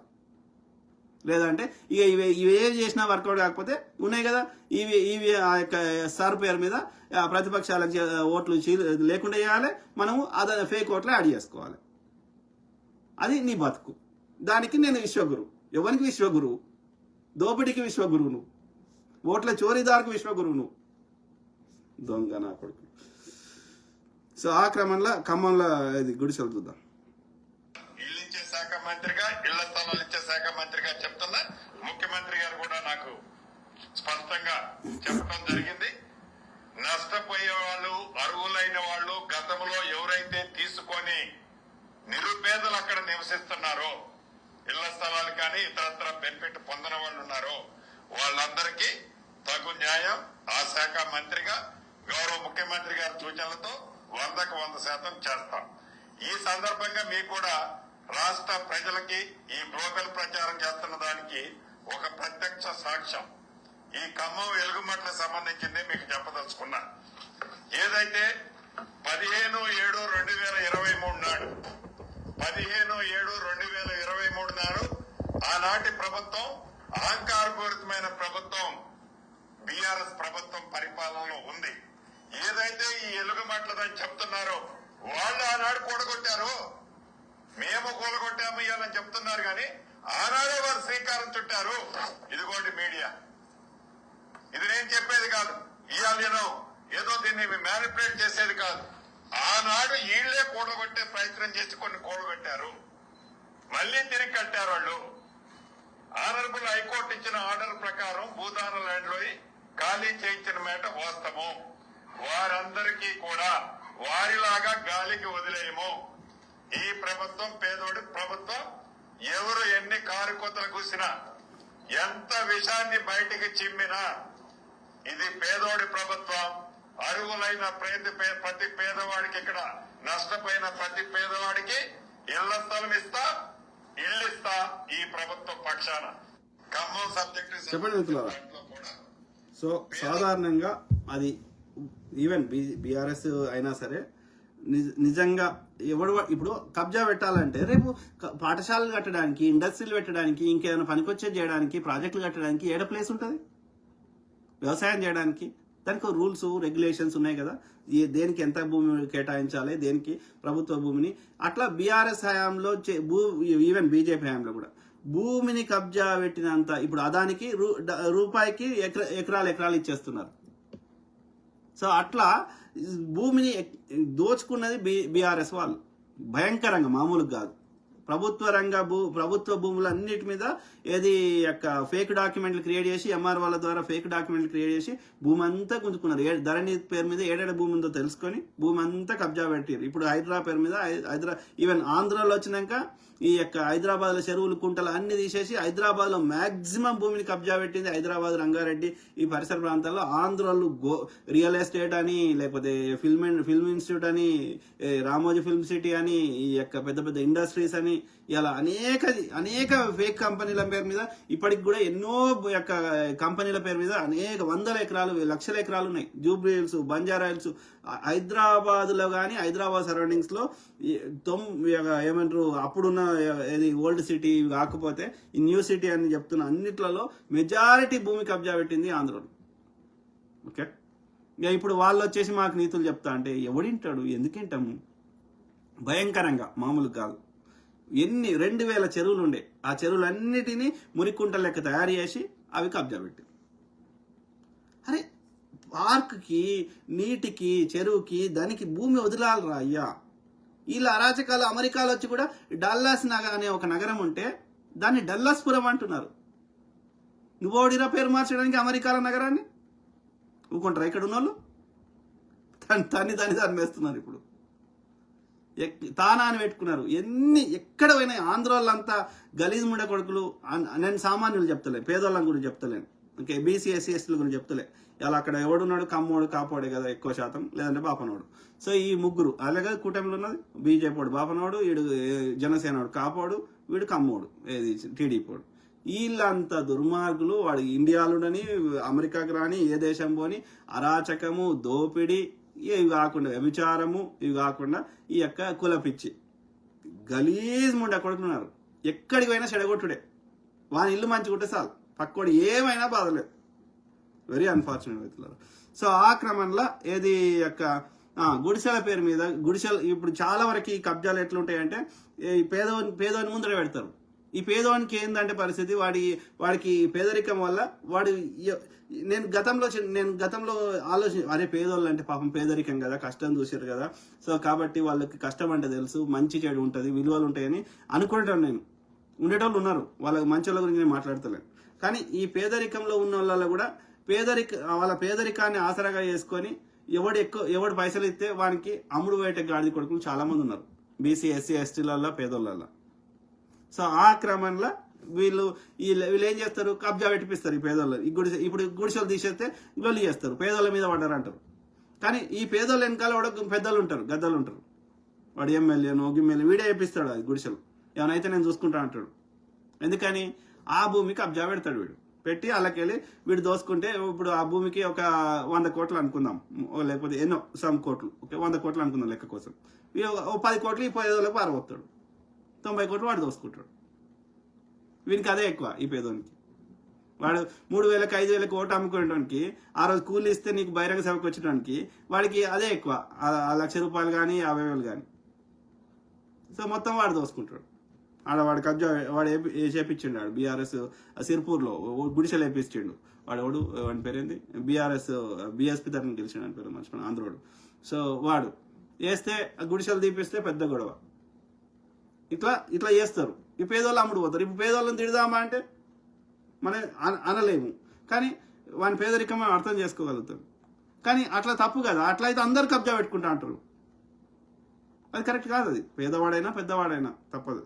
నీకు నిజంగా పేదరికం ఉంటే అప్లికేషన్ పెట్టుకో, నీ ఎమ్మెల్యేకి నీ ప్రజాప్రతినిధికి రిక్వెస్ట్ పెట్టు, సంబంధిత మంత్రికి లేకపోతే ఆ యొక్క శాఖకి ముఖ్యమంత్రి గారికి వినతి పత్రం ఇయ్యి, నా బాధ చెప్పుకో. నువ్వు లైన్లో నీది ఏ పొజిషన్లో ఉంటే అప్పుడు నీకు వస్తుంది, నీకు రావాల్సింది.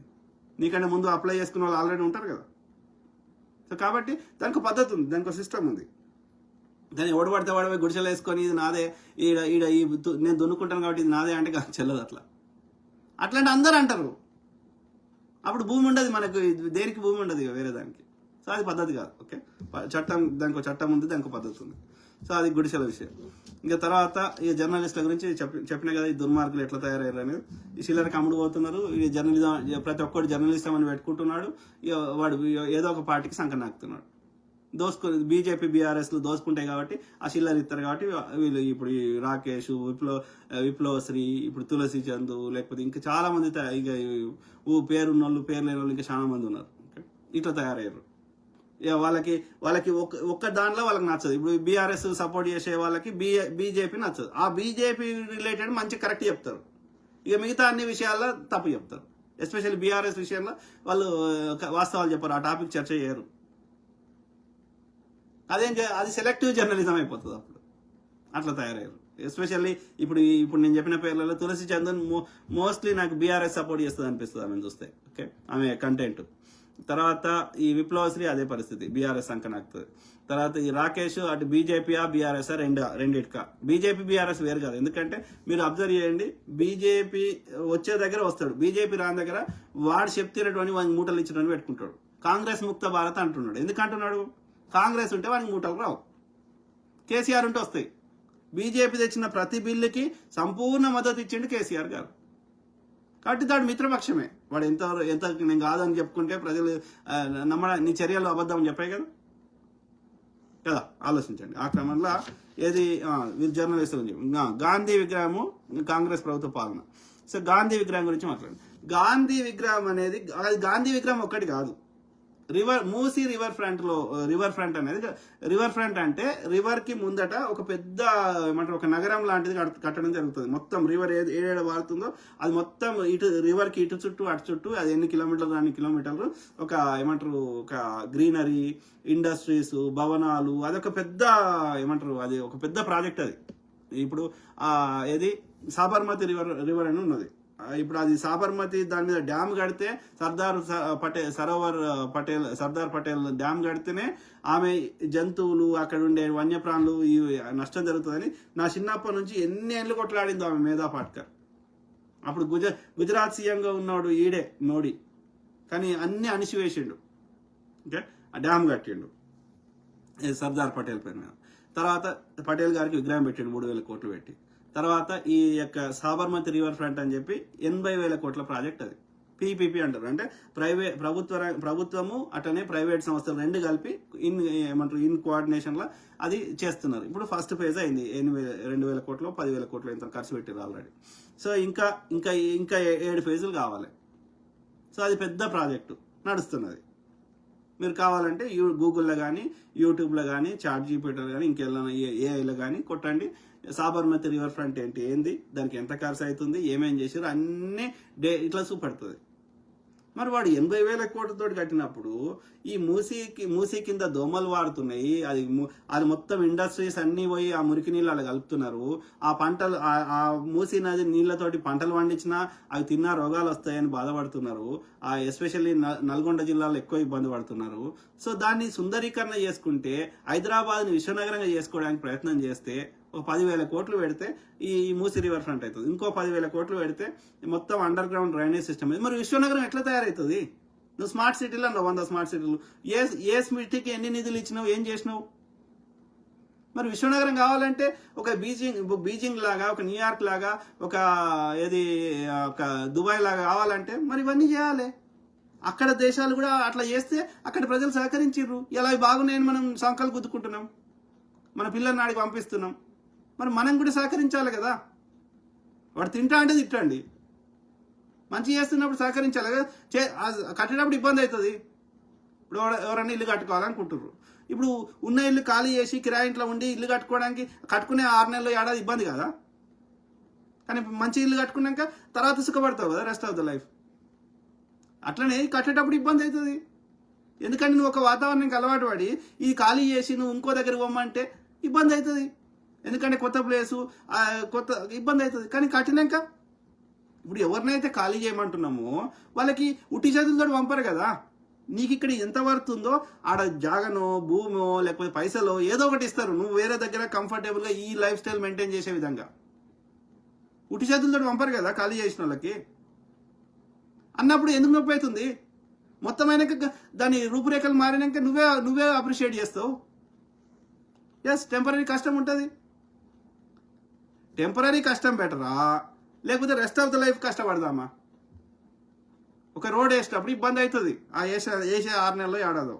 కానీ అది మంచిగా వేస్తే యాక్సిడెంట్లు కావు కదా, గుంతలలో పడం కదా, మనమే సావం కదా. రోజు ఇబ్బంది పడుకుంటే బతికే బదులు ఒక 6 నెలలు కష్టపడితే రెస్ట్ ఆఫ్ ద లైఫ్ బాగుంటుంది కదా. నాగార్జున సార్ కట్టేటప్పుడు ఇబ్బంది అయింది, కానీ ఇప్పుడు ఇవాళ సుఖపడుతున్నాం కదా. ఇలా ఎంతమంది రైతులు తినడానికి తిండి లేకుండా ఆడ రైతులే చెప్తున్నారు. నాగార్జున సార్ కట్టక ముందు నీళ్ళు లేకపోవడం వల్ల ఈ వరి అన్నం బువ్వ తినలే, అన్నం ఎందుకు తినలేదు? ఎందుకంటే నీళ్ళు లేవు కాబట్టి, బీడు భూమి కాబట్టి. వర్షం పడ్డప్పుడు ఆ మొక్కజొన్న వేసుకొని అదే తిన్నారు, గట్క అంబలి వేసుకొని. కాబట్టి ఇది కట్టినాక మేము ఎప్పుడు తెల్ల బువ్వ తిన్నది, అన్నం తిన్నామని సంతోషపడ్డారు. మరి ఇప్పటికి కూడా పంటలు పండించుకుంటున్నారు. ఇలా బీడు భూములన్నీ ఈ నీళ్లు రావడం వల్ల ఇవాళ రేట్లు పెరిగినాయి. అంతకుముందు భూమిని ఒకటి పట్టించుకోలే. ఇలా భూమి బంగారం కంటే ఎక్కువైపోయింది. నీళ్ళు లేకపోతే మళ్ళీ బీడు భూమి అవుతుంది, ఎవడు పట్టించుకోడు కదా. నీళ్ళ దగ్గర ఎవడు ఉంటాడు కదా. నీళ్ళే అన్నిటికీ ఆధారం కదా. ఈవెన్ నాగరికత ఎక్కడ స్టార్ట్ అయినా ప్రపంచంలో నీళ్ళున్న దగ్గర స్టార్ట్ అయింది, నదుల పక్కకే. సో కాబట్టి మంచిగా చేస్తుంటే సహకరించకుండా ఎందుకు దుష్ప్రచారాలు? గాంధీ విగ్రహానికి ఎందుకు అవుతాయి? నువ్వు అంబేద్కర్ విగ్రహానికి 100 కోట్లని స్టార్ట్ చేసి 20 కోట్లు 50 కోట్లు అని చెప్పి నువ్వు దానికి 10 రెట్లు ఖర్చు పెట్టినావు. నువ్వు ఆడు 3,000 కోట్లు పటేల్ విగ్రహానికి, వాడు 5,000 కోట్లు శివాజీ విగ్రహానికి పెట్టిండు. వీడు 100 కోట్లు 200 కోట్లు ఎంత పెట్టిండు అంబేద్కర్ విగ్రహానికి.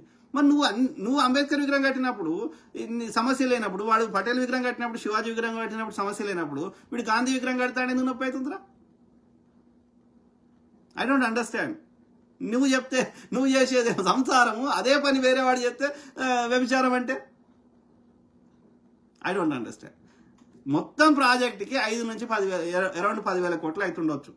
అది కూడా మనకి ఇంకా డిపిఆర్ రాలేదు, మనకి కరెక్ట్ ఎస్టిమేషన్స్ లేవు. అంచనా, ఒక ఊహ. ఏది మొత్తం ప్రాజెక్టు అంటే మూసీ రివర్ ఫ్రంట్కి. ఈ లంజకొడుకు ఏమంటున్నాడు? ఒక గాంధీ విగ్రహానికి 5,000 కోట్లు అంటున్నాడు కేటీఆర్ గారు. అంటే సిగ్గు, శరము, మానము అంటారు కదా. మరి తిట్టకపోతే ఏమనాలి? గాంధీ విగ్రహానికి 5,000 కోట్లు ఎట్లయితాయి? ఎందుకైతాయి? ప్రచారం మొత్తం ప్రాజెక్టులో అది కూడా ఒకటి కడతారు అంతే, ఒక స్టాచ్యూ. అవి ఇప్పుడు కేసీఆర్ పెద్ద జెండా పెట్టినట్టు, లేకపోతే అంబేద్కర్ విగ్రహం కట్టినట్టు అట్లా ఒకటి కడతారు అంతే. దానికి ఎందుకైతే కానీ కోట్లు? నువ్వు తినాలనుకుంటే అయితే బీజేపీ వాళ్ళు తింటారు కాబట్టి ఆడైతాయి 3,000 కోట్లు 5,000 కోట్లు. కానీ ఇక్కడ ఎందుకైతాయి? మొత్తం ప్రాజెక్టుకి, మూసీ రివర్ ఫ్రంట్కి మొత్తానికి అవుతాయి. పోనీ ఎక్కడైనా గవర్నమెంట్ ఎక్కడైనా అఫీషియల్గా ఏమైనా అనౌన్స్మెంట్ చేసింది, ఎక్కడైనా డిపిఆర్ రిలీజ్ చేసింది, ఒక గాంధీ విగ్రహానికి మాత్రమే 5,000 కోట్లు అయితే ఏదైనా ఆధారం ఉంటే చూపెట్టండి. అదే ఆళ్ళే సూర్లే కొడుకు పేరు సోమలింగం అని పెట్టినట్టు అది ప్రభుత్వం ఒక ఆలోచన ఉంది, ఫ్యూచర్ సిటీ కట్టాలి, ఇది రివర్ ఫ్రంట్ చేయాలని ఆలోచన ఉంది. దాని ఇంకా ఎస్టిమేషన్ దాకా పోలే. అది అసలు ఇంజనీర్లతోటి ఆ యొక్క అసలు దాని గురించి అన్ని డిస్కషన్ చేసులు జీవోలు ఇంకేం లేనే లేదు. ఆడ ఒక ఊహ మాత్రమే ఉంది. దాన్ని ఇంకా కార్యాచరణ కావడానికి టైం పడుతుంది. అసెంబ్లీలో చర్చలు చేస్తారు, ఆల్ పార్టీ మీటింగ్ పెడతారు, ఇంకా దానికి ఏమేమి కార్యాచరణ ఉంటుందో, లేకపోతే జీవో రిలీజ్ చేస్తారు. ఏదైనా డాక్యుమెంట్ ఏదైనా ఎవిడెన్స్ తోటి మాట్లాడితే అర్థం ఉంది. ఏది పడుతుంది దుష్ప్రచారం చేస్తా, ఏం పని చేయనియ్యా, నువ్వు ఫస్ట్ దానికి జీతాలు ఇవ్వలేదు, పేపర్ లీకులు చేసినావు, ఇవాళ పేపర్ లీకులు అయితే లేవు, ఎంతోమందికి ఉద్యోగం నువ్వు నోటిఫికేషన్ ఇచ్చినావు, ఒక్క జాబ్ ఫిల్ చేయలేదు, ఇవాళ 70,000 మందికి జాబులు ఇచ్చినాం. సో వచ్చిన 2 ఏళ్ళలో నీ చేస్తే ఇంకా 3 ఏళ్ళలో ఇంకేనీ చేస్తాం, అది కూడా 6 నెలలు ఎన్నికలకు వీక్తే నువ్వు చాపుకోవాలి కదా. ప్రజలు 5 ఏళ్ళు ఇచ్చారు కదా, ఎన్నికలప్పుడు చెప్పుకో, ఏమో ఒరుకో. ప్రజలు నువ్వు చెప్పింది కరెక్టా వాళ్ళకి తెలుస్తుంది కదా. ఎవరు ఎంత ఓరినా కానీ వాళ్ళకి గతంలో మంచిగా ఉండేనా ఇప్పుడు మంచిగా ఉందో వాళ్ళకి తెలుస్తుంది కదా. ఆ ఓట్లు వేసి చెప్తారు కదా, నువ్వు చాపుకోవాలి కదా. ఆలోచించండి మిత్రులారా. సో ఆ క్రమంలో ఏది మా సాబర్మతి రివర్ ఫ్రంట్ అంటే ఎట్లుంటుందో ఒక ఐడియా కోసం చూపెడుతున్నాయి. ఇక కొంతమంది రివర్ ఫ్రంట్ ఎందుకు అంటారు, ఈ తెలంగాణ విట్టలు, ఈ పాశం యాదవ్, వీళ్ళంతా బీజేపీ సంకనాకే పడుకోవాలి ఎక్కువ. ఈ దాస్ సురేష్ వీళ్ళంతా లంగలంగుడి కొడుకులు, కులం పేరు జర్నలిస్ట్ ఏదో ఒకటి చెప్తారు, ఆ చిల్లర ఇస్తారు కానీ, లేకపోతే కొందరికి మతం పిచ్చి ఉండవచ్చు. ఈ ముడ కొడుకులు ఏది అంతా అబద్ధాలే. పాశం యాదగిరి ముసలోడు అయిండు, సీనియర్ జర్నలిస్టు, చరిత్ర మీద ఇంత కొంత అవగాహన ఉన్నోడు, పొద్దుగా లేస్తే హిందూ ముస్లిం అని కొట్లాడ పెడుతున్నాడు బీజేపీ సంకనాకుంటా. ఇంకా ఆయనకంటే ఎక్కువ మేధావులు, ఆయనకంటే ఎక్కువ తెలంగాణ చరిత్ర తెలిసిన వాళ్ళు, వాస్తవాలు చెప్తున్న వాళ్ళు చాలా మంది ఉన్నారు. ఆయన పరవస్తు లోకేశ్వర్ అని చరిత్రకారుడు ఉన్నాడు, అట్లాంటి వాళ్ళు చాలా మంది ఉన్నారు, ముస్లిమ్స్ కూడా ఉన్నారు, వాళ్ళు చెప్తున్నారు వాస్తవాలు. ఈ మూడో కొడుకు ఏమైంది, సాగుకు దగ్గర వచ్చిండు. గలీజ్ నాకు తెలంగాణ విట్టలు ఏం పుట్టిందిరా. ఈయన పృథ్వీరాజ్ సంగం రెడ్డి, అది రెడ్డియా యాదవ్ అని పెట్టుకుంటాడు, సంగం రెడ్డి మన ఆయన రెడ్డి అని పెట్టుకుంటాడు. ఆయన రెడ్డి అయినా మరి యాదవ్ అయినా, అమ్మ అటు నాయన ఇట మనకు తెలియదు. వాళ్ళ అయ్య మొత్తం టీడీపీలో సంఖ్య నాకిండు, నేను తెలంగాణకి మేధావిని, నేను తెలంగాణ వీకినా అంటే టీడీపీ ఉందిరా ఆంధ్ర ఉంది కాదు. కేసీఆర్ గారు టీడీపీలో వచ్చాయి, వీడు ఇంత వీళ్ళనే వచ్చాయి. ఏది కానియారు, బీజేపీ సంఖ్య నాకుతున్నాడు పృథ్వీరాజ్. బక్క జడ్సన్ 20 ఏళ్ళు కాంగ్రెస్లో ఉండి ఇలా బీజేపీ సంఖ్య నాకుతున్నాడు. ఎందుకని వీళ్ళందరికీ బీజేపీ చిల్లర ఇస్తుంది కాబట్టి. ఆ దాస్ సురేష్ ఆ కిషన్ రెడ్డి తోటి అది అన్ని డీల్ చేసుకున్నాడు. గిట్లనా గిదా అయితే బీఆర్ఎస్ సంఘ నాకుతారు, లేకపోతే బీజేపీ సంఘ నాకుతారు. ఏం బతుకులరా మీ, నీకు చిల్లర వస్తుందిరా, తెలంగాణకి ఏం వస్తుందిరా మట్టి. చూపెట్టండి బీజేపీ పాలిత రాష్ట్రం పోదాం పదా, మన తెలంగాణ కంటే మంచిగా ఉందేమో. బీఆర్ఎస్ పాలన మంచిగా ఉందా, ఇవాళ మంచిగా ఉందిరా అయ్యా. దోసుకునే ఆంధ్రాలు బీఆర్ఎస్ సంఖ్య నాకుతారు, తెలంగాణ ఏమైనా వాళ్ళకి పట్టింపు లేదు. ఆలోచించండి మిత్రులు దయచేసి. సో ఆ క్రమంలో ఏది చూపెడతా, ఏది సాబర్మతి రివర్ ఫ్రంట్ అంటే ఎట్లుంటుంది అనేది మీకు ఒక అవగాహన కోసం.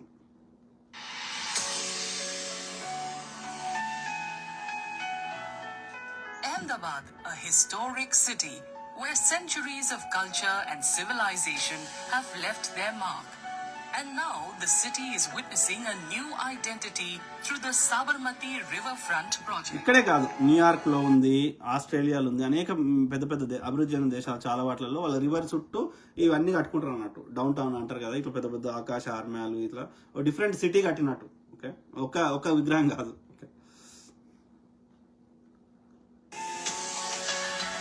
This is not just an infrastructure development. It's a vision of Prime Minister Narendra Modi being carried forward by Chief Minister Bhupendra Patel. એ બધાએ આજે સાબરમતી રિવરફ્રન્ટ ઉપર જે ડેવલપમેન્ટ થયું છે రే విఠల్, અને ત્યાં જે అరే విఠల్ అవులే తెలంగాణ విఠల్ చూడుపే, ఇది నువ్వు సపోర్ట్ చేసే మోడీ గాడు కట్టుకుంటున్నాడు. ప్రపంచంలో ఎక్కడైనా ఉంది, ఎందుకు అంటాడు వీడు. మరి ఆడెందుకు కట్టుకుంటురా బోసిడికే. એ લોકોને પણ લગભગ 8,000 જેટલા મકાનો એ લોકોને આપ્યા છે. ఏమో హరీష్ రావు ఇంకా సిద్దిపేటలో 100 కోట్లు పెట్టి కొమటి చెరువు పక్కకి, మన సిద్దిపేట, సో కొమటి చెరువు పక్కకి కడితే సంతోషం పడతలేరా?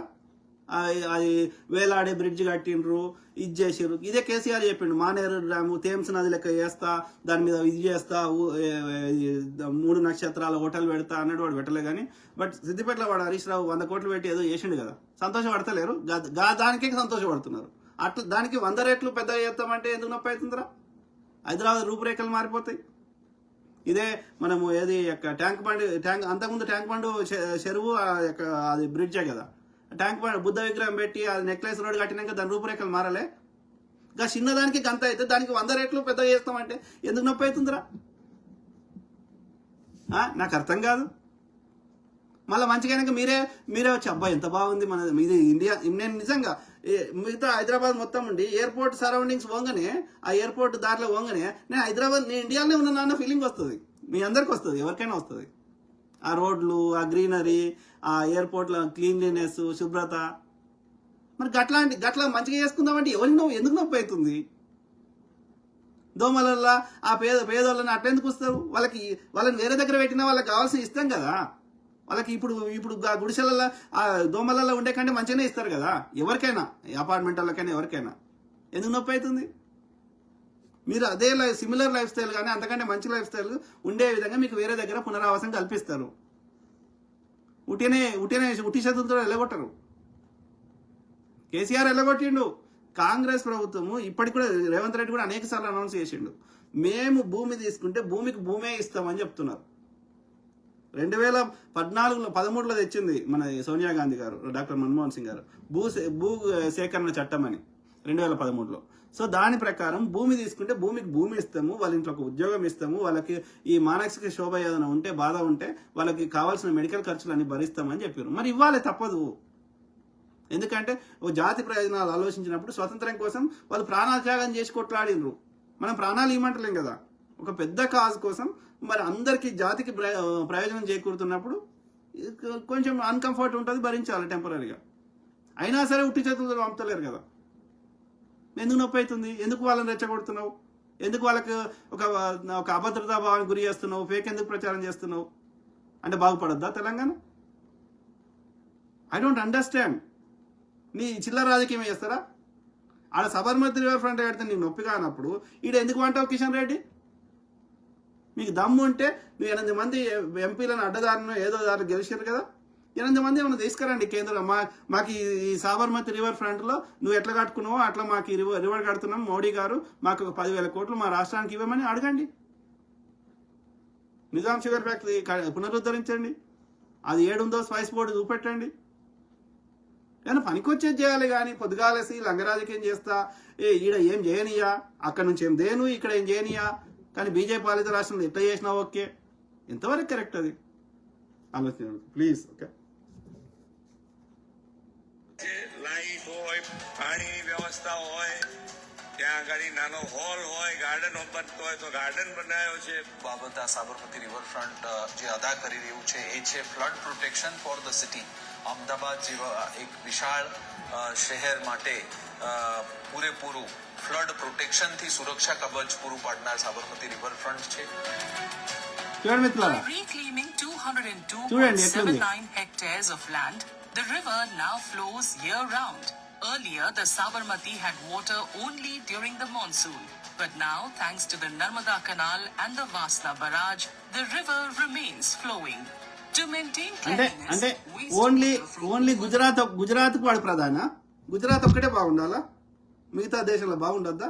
ఎక్కువ ట్యాక్సులు సౌత్ ఇండియా నుంచే పోతున్నాయి. I don't understand. వాడు గుజరాత్కి ప్రధాని అయి ఉండాలి, మరి దేశానికి అందరికి ప్రధాని కదా వాడు. అన్ని బిడ్డల్ని సమానంగా చూడాలి కదా. ఆలోచించండి మిత్రులారా please. Okay, let's live in reality. నిజంలో బతుకుదాం. Narmada Canal and the Vasna Barrage, the river remains flowing. To maintain cleanliness, wastewater from over 38 drains along both banks is now treated before reaching the river. Today, the riverfront is not just a place to see. It has become a vibrant public space with green landscapes, walkways, open gyms and boating, a space where people connect and engage.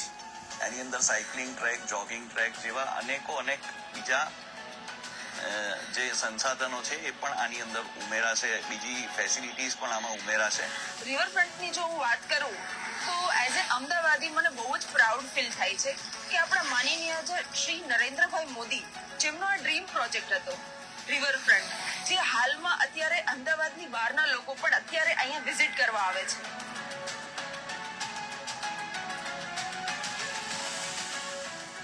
As part of this project, 18 localities in Ahmedabad are being revitalized. What makes this initiative truly remarkable is that it does not rely on government funding. It is a self-financed project funded through select zones designated for commercial and retail development. The revenue generated from these zones is reinvested into the construction and maintenance of the riverfront. Sabarmati is no longer just a river. It has become the heartbeat of Ahmedabad. A new beginning, a new identity. So అర్థమైంది కదా, river front అంటే ఒక పెద్ద కొత్త పట్టణం కట్టినట్టు ఒక రకంగా. ఇప్పుడు ఎట్లయితే రేవంత్ రెడ్డి గారు ఫ్యూచర్ సిటీ అంటారు కదా, అట్లా ఒక కొత్త సిటీ కట్టినట్టు అలాంగ్ ద రివర్ ఎంత ఎస్పెషల్లీ సిటీలో ఊరు సిటీ దాటినాక కాదు, విత్ ఇన్ ద సిటీ లోపల ఆ రివర్ ఏడైపోతుందో దాని చుట్టూ ఒక పెద్ద ఆకాశ హార్మాలు, greenery, it's a different city, ఒక సిటీ కట్టినట్టు. ఓకే, సో దానికి మన మొత్తం ఎంత అవుతుందో మనకు తెలియదు. ఇంకా డిపిఆర్ డీటెయిల్డ్ ప్రాజెక్ట్ రిపోర్ట్ రావాలి, మేధావులతో చర్చలు జరగాలి. సో అది ఒక మొత్తం ఒక 40-50 వేల ఖర్చు అయింది వచ్చి దాని మొత్తం ప్రాజెక్ట్ ఎస్టిమేషన్ అనుకోండి. అందులో మెజారిటీ 90% ఆర్ 80% ఈ అక్కడ డెవలప్మెంట్ జరిగినాక ఆ ఎవరైతే ప్రైవేట్ వాళ్ళు ఉంటారో వాళ్ళకి అందులో వచ్చే రెవెన్యూ దానికి వినియోగపరిచే విధంగా అప్పు తెచ్చిన, టెంపరీగా అప్పు తెచ్చినా కానీ అందులో వచ్చే రెవెన్యూ ద్వారా అప్పు తీర్చడం జరుగుతుంది. కాబట్టి అందులో 90% ఈ ప్రైవేటు వ్యక్తుల ద్వారానే వస్తుంది. అర్థమైందా? దాని ద్వారా ఆ డెవలప్మెంట్ ద్వారా వచ్చే రెవెన్యూ ద్వారా. ఓకే, ఓన్లీ ఇనీషియల్ 10% మాత్రమే మనం చేయాల్సి వస్తుంది. ఇది ఒక్క ప్రాజెక్ట్ కాదు. ఇప్పుడు సైబర్ టవర్స్ అని అప్పుడు ఈ సైబర్ సిటీ అన్నారు కదా, ఈ సైబర్ టవర్స్లో మనం ఏం చేసినాం, ఆ టవర్స్ కట్టి అందులో 12% మనది, 88% ఈ ప్రైవేట్ వాళ్ళది. ఓన్లీ మనం బిల్డింగ్లు కట్టి వాళ్ళకి రాయితీలు ఇచ్చి, సబ్సిడీలు ఇచ్చి, ఎలక్ట్రిసిటీ వాళ్ళ రెంట్, స్పేస్ ఇవన్నీ ఇస్తే వాళ్ళు మనకి ఇక్కడ ఎంప్లాయ్మెంట్ ఇస్తారు. అట్లా మనకి ఎంప్లాయ్మెంట్ కానీ ట్యాక్సులు కానీ అట్లా డెవలప్ అవుతుందని. సో అందులో మనం 10% గవర్నమెంట్ పెట్టింది, 90% ఆ యొక్క ఇటు దానంతట అదే ప్రొడ్యూస్ అంటే ప్రైవేట్ ద్వారా దానంతట అదే రెవెన్యూ వస్తుంది అన్నట్టు. మీరు ఏదైనా తీసుకోండి, ఇదే ఈ సైబర్ అదే పరిస్థితి. ఇప్పుడు ఈవెన్ ఏమన్నా ఫార్మా ఇండస్ట్రీ, లేకపోతే ఇప్పుడు ఏది మన యొక్క టెక్స్టైల్ ఇండస్ట్రీ, ఏదైనా అదే పరిస్థితి. మనం బేసిక్ ఫెసిలిటీస్ ఇస్తాం, దానికి కావాల్సిన బేసిక్ ఇన్ఫ్రాస్ట్రక్చర్ బిల్డ్ చేస్తాం. ఇంకా అర్థమైందా? లేకపోతే సబ్సిడీలు ఇస్తాం, రాయితీ ఇస్తాం, తక్కువ రేట్కి ఇస్తాం. భూమి కానీ లేకపోతే కరెంట్ కానీ ఇవన్నీ ఇట్లా ట్యాక్సులు తీసుకోకపోవడం, ట్యాక్స్ ఎగ్జంప్షన్, ఏదో ఒకటి వాళ్ళకి ఇక్కడ వచ్చి మనకి పెట్టుబడి పెట్టాలి. వాళ్ళు ఇక్కడ వాళ్ళకి ఉద్యోగాలు ఇవ్వాలి, పని కల్పించాలి. ఇక్కడ అట్లా పని కల్పిస్తే వీళ్ళకి పని దొరుకుతుంది, ప్రజలకు గవర్నమెంట్ ట్యాక్సులు వస్తాయి, ఈ ప్రాంతం అభివృద్ధి జరుగుతుంది. This is the way. అంటే దాన్ని కరెక్ట్ చెప్పాలంటే PPP అంటారు. అదే ప్రభుత్వము ప్రైవేట్ రంగం రెండు కలిసి పార్ట్నర్షిప్లో చేస్తున్నట్టు. అందులో ప్రభుత్వం అరౌండ్ 10% ప్రభుత్వం పెట్టుబడి ఉంటుంది, 90%, 80 నుంచి 90% ప్రైవేట్ వాళ్ళదే ఉంటుంది. అది సెల్ఫ్ సస్టైన్ ఉంటుంది. అర్థమైందా? ఇన్ ద లాంగ్ రన్ లో ఇంకా రెవెన్యూ కూడా ప్రొడక్షన్, ఇంకా దాని కాస్ట్ అయిపోయినాక, లోన్లు అయిపోయినాక దానికి ఇంకా డబ్బులు కూడా ప్రభుత్వానికి వచ్చే అవకాశం ఉంటుంది ఇన్ ద లాంగ్ రన్. అర్థమైందా? కాబట్టి ఆ 10,000 కోట్లే మనం పెడతాం, మిగతా 40,000 కోట్లు, 50,000 కోట్లు ప్రైవేట్ వ్యక్తులే పెడతారు. ఈ 10,000 కోట్లు కూడా ఇంత లాంగ్ రన్ లో మనకు తిరిగి వచ్చేస్తాయి. సో ఆ విధంగా చేస్తున్నప్పుడు గాంధీ విగ్రహానికి 5,000 కోట్లని ఎక్కడ రాసిర్రు, ఎవరు రాసిర్రు, ఎందుకు రాసిర్రు, ఎక్కడ ఉంది, ఎవరు చెప్పిండ్రు, ఎక్కడ జీవో వచ్చింది, ఎక్కడ డిపిఆర్లు ఉంది చూపెట్టండి, మీకు దండం పెడతాం. మీరు జర్నలిస్టులు అయినా సరే, ప్రతిపక్షాలు, ఒక రెస్పాన్సిబుల్ ప్రతిపక్షాలు కానీ ఒక ఏమంటారు, లేదు అంటే ఒక పవిత్రమైన వృత్తి యొక్క ఏమంటారు 4వ మూలస్తంభం, ప్రజాస్వామ్యానికి 4వ మూలస్తంభమైనటువంటి జర్నలిజం, మీరు దాన్ని వ్యభిచారంగా మారుస్తా అంటే ప్రజలు తంతారు మిమ్మల్ని. మీ వీడియోలు చూడరు, మిమ్మల్ని ప్రతి ఎన్నికలలో ఓడగొడతారు. నిజంగా తప్పు చేస్తే ఆధారాలతోటి, డేటాతోటి ప్రశ్నించండి, మేము వద్దాను. కానీ అభివృద్ధికి అడ్డుపడతాము, వేరే రాష్ట్రాలు ఇట్లా చేసినా, వేరే దేశాలు అట్లా చేసినా, అక్కడ సంకలు కుదుతాము, ఇక్కడ మాత్రం మేము ఏం కానియము, తెలంగాణ నాశనం చేస్తామంటే వాడు రఘు జర్నలిస్ట్ కానీ, వాడు శ్రీనివాస్ దాసరి కానీ, వాడు విఠల్ కానీ, ఎవరినైనా సరే ఉపేక్షించాం. End of the day Telangana ప్రజల ఆస్తులు, తెలంగాణ ప్రజలకు చెందిన భూగర్భ ఖనిజాలు, తెలంగాణ ప్రజలకు చెందిన ట్యాక్స్ డబ్బులు ప్రతి ఒక్కటి అందులో అట్లీస్ట్ తక్కువ 70 నుంచి 80, అట్లీస్ట్ అరౌండ్ 70 నుంచి 80 రూపాయలు వాళ్ళ యొక్క సమస్యలకి శాశ్వత పరిష్కారాలు చేసేదాకా వదిలిపెట్టాం. మీరు చేస్తలేరనే కాంగ్రెస్ని తెచ్చుకున్నాం. ప్రజలు మీకు అవకాశం ఇచ్చినప్పుడు మీరు దుర్వినియోగం చేశారు. సో కాంగ్రెస్ చేస్తున్నది, చేయకపోతే వాడిని కూడా ప్రశ్నిస్తాం. కానీ వానికి ఇంకా ఈ రెండేళ్లలో వాడు 1.5 year వాడు పరిపాలన చేసిండు, ఇంకా 3 ఏళ్ళు ఉంది. ఇప్పటికే మనకు చాలా డిఫరెన్స్ కనిపిస్తున్నది. ఈ 2 years ఇంకో 2 ఏళ్ళు ఆగితే చాలా వరకు మనకు ఇంకా ఎక్కువ కనిపిస్తుంది. వాడు కేసీఆర్ సర్పంచులు ఆత్మహత్య చేసుకున్నారు కేసీఆర్ హయాంలో. పాపం వాళ్ళు కష్టపడి వాళ్ళు అన్ని కట్టినాక వాళ్ళు బిల్లులు వేస్తే బిల్లులకు పైసలు ఇవ్వలే. 10,000 కోట్లు మనం ఇచ్చినాం పైసలు. ఇది కాంగ్రెస్ వచ్చినాక వాడు కేసీఆర్ చేసిపోయిన వాటికి ఇచ్చింది. వాడు బిల్లులు అట్లా పెండింగ్ పెడితే వాడు 30 ఎప్పుడు జీతం వస్తుందో తెలియదు, 15కి వస్తుందో 30కి వస్తుందో. ఇలా ఫస్ట్కి ఎంత కష్టం ఉన్నా అప్పులు చేసి అయినా సరే ఫస్ట్కి జీతాలు ఇస్తున్నాం. అన్ని రోడ్లు మంచిగా చేసే ప్రయత్నం చేస్తున్నాం. కానీ ఇట్లా అనగానే అట్లా కావు కదా. పైసలు కావాలి, అప్రూవల్స్ కావాలి, యొక్క టైం పడుతుంది కదా. ప్లస్ అన్ని రంగాలు ఉన్నాయి కదా, ఒక రంగమే లేదు కదా, అవునా కదా. సో కాబట్టి మనకున్న లిమిటెడ్ రిసోర్సెస్లో ఎంత మంచిగా చేసే ప్రయత్నం చేసినా పడుతుంది. అందుకే 5 ఏళ్ళు ఇచ్చారు కదా. ఇట్లా అనగానే అట్లా అయ్యేది ఉంటే ఒక 6 నెలలు 7 లోపల మళ్ళీ ఎన్నికలు జరిగేది కదా. సో కాబట్టి ఓపిక పడదాం. ఓకే, ఇక కాంగ్రెస్ పాలన గురించి ఏం చెప్పాలి చాలా ఉన్నాయి. కానీ ఇప్పుడు మీకు నాకు బోర్ కొట్టించే ఉద్దేశం లేదు. ఇక చాలా ఉన్నాయి. ఏమేం చేసింది అంటే రైతు రుణమాఫీ, ఉచిత విద్యుత్, వాళ్ళు పెద్ద లిస్టు తయారు చేశారు. సో కొన్ని ఫాస్ట్ చదువుదాం. రుణమాఫీ, ఉచిత విద్యుత్, మహిళలకు ఉచిత bus, gas subsidy, Rythu Bharosa, BC commission ఏర్పాటు, కులగన్న, రైతు కమిషన్, విద్యా కమిషన్, వైశ్య కార్పొరేషన్, రైతు కూలీలకు భరోసా, సన్నవడ్లకు 500 రూపాయలు బోనస్, సంవత్సరంలో 55,000 ఉద్యోగాలు, తెలంగాణ రాష్ట్ర ఏర్పాటు, తర్వాత డిఎస్సి వేయడం, గ్రూప్ 1 పరీక్షలు, ఎస్సీ వర్గీకరణ, 25 లక్షల మంది రైతులకు రుణమాఫీ కింద బ్యాంకులో 21,000 కోట్ల రూపాయలు. కాంగ్రెస్ ప్రభుత్వం వచ్చినాక కేవలం రైతుల కోసమే 55,000 కోట్ల ఖర్చు చేసిన. ఇది ఒక 6 నెలల ఏడాది ముందు ముచ్చట. ఇంకా ఇప్పటికి ఎక్కువ ఉంటాయి. తెలంగాణ తల్లి విగ్రహ ఆవిష్కరణ, జయ జయ హే తెలంగాణ అధికారిక గేయం, తెలంగాణ కవులు కళాకారులకు గుర్తింపు, ₹1 నగదు పురస్కారం, గద్దర్ పేరిట నంది అవార్డులు, సంక్షేమ హాస్టళ్లు, డైట్ ఛార్జీలు, కాస్మెటిక్ ఛార్జీల పెంచడం, సంక్షేమ హాస్టళ్లు, ఇట్లా చాలా ఉన్నాయి. దావోస్ పర్యటన, ప్రతి నియోజకవర్గంలో అభివృద్ధి కోసం 15 నుంచి 20 కోట్ల రూపాయల నిధులు విడుదల, ప్రభుత్వ ఉద్యోగులు ప్రతి నెల 1వ తారీఖున జీతం, 1 నుంచి 5 లోపల జీతాలు, ఆరోగ్యశ్రీ సేవల కింద 1000 కోట్ల బిల్లులు చెల్లించాం. తెలంగాణ రాష్ట్రంలో 55 లక్షల కుటుంబాలకు ఉచిత విద్యుత్, 200 యూనిట్ల జీరో బిల్లు ఇస్తున్నాం. గ్రామ పంచాయతీ కార్మికుల వేతనాలు ఇస్తున్నాం. ROFR పట్టా భూములకి కూడా రైతు భరోసా ఇవ్వాలని నిర్ణయం తీసుకున్నాం. అర్హులైన ఇట్లా చాలా ఉన్నాయి. ఉద్యోగ క్యాలెండరు, సన్నవాళ్ళకి అంటే ఎక్కువ ఇచ్చినాము, ఇందిరమ్మ ఇండ్లు, ఇంకా చాలా ఉన్నాయి. ఇట్లా చెప్పుకుంటూ పోతే ఈ సోలార్ విద్యుత్తులు ఇంతకుముందే చూసిన, అదేంది తెలంగాణ ప్రభుత్వ స్కూళ్ళు, ఇట్లా చేస్తున్నాం. ఓపిక పట్టాలి. అయితే బీఆర్ఎస్ బీజేపీ కంటే 100 రెట్లు నయం. ఓపిక పట్టాలి. కాబట్టి నేను ఒకటే చెప్తాను ప్రజలకి, దయచేసి ఈ లుచ్చలమ్మడి కొడుకులు చెప్తున్నారు, వాళ్ళు చిల్లర తీసుకుంటారు కాబట్టి బీజేపీ బీఆర్ఎస్ దగ్గర వాళ్ళు అట్లనే దుష్ప్రచారం చేస్తారు. Please do not get trap in to that. వాస్తవాలు పూర్తిగా కరెక్ట్గా సోర్స్ నుంచి కరెక్ట్ తెలుసుకున్నాకనే మీకు వాస్తవాలు చెప్పే ప్రయత్నం చేస్తాం. Okay, end of the day మన ప్రాంతం అన్ని రకాలుగా బాగుపడాలి. సింపుల్.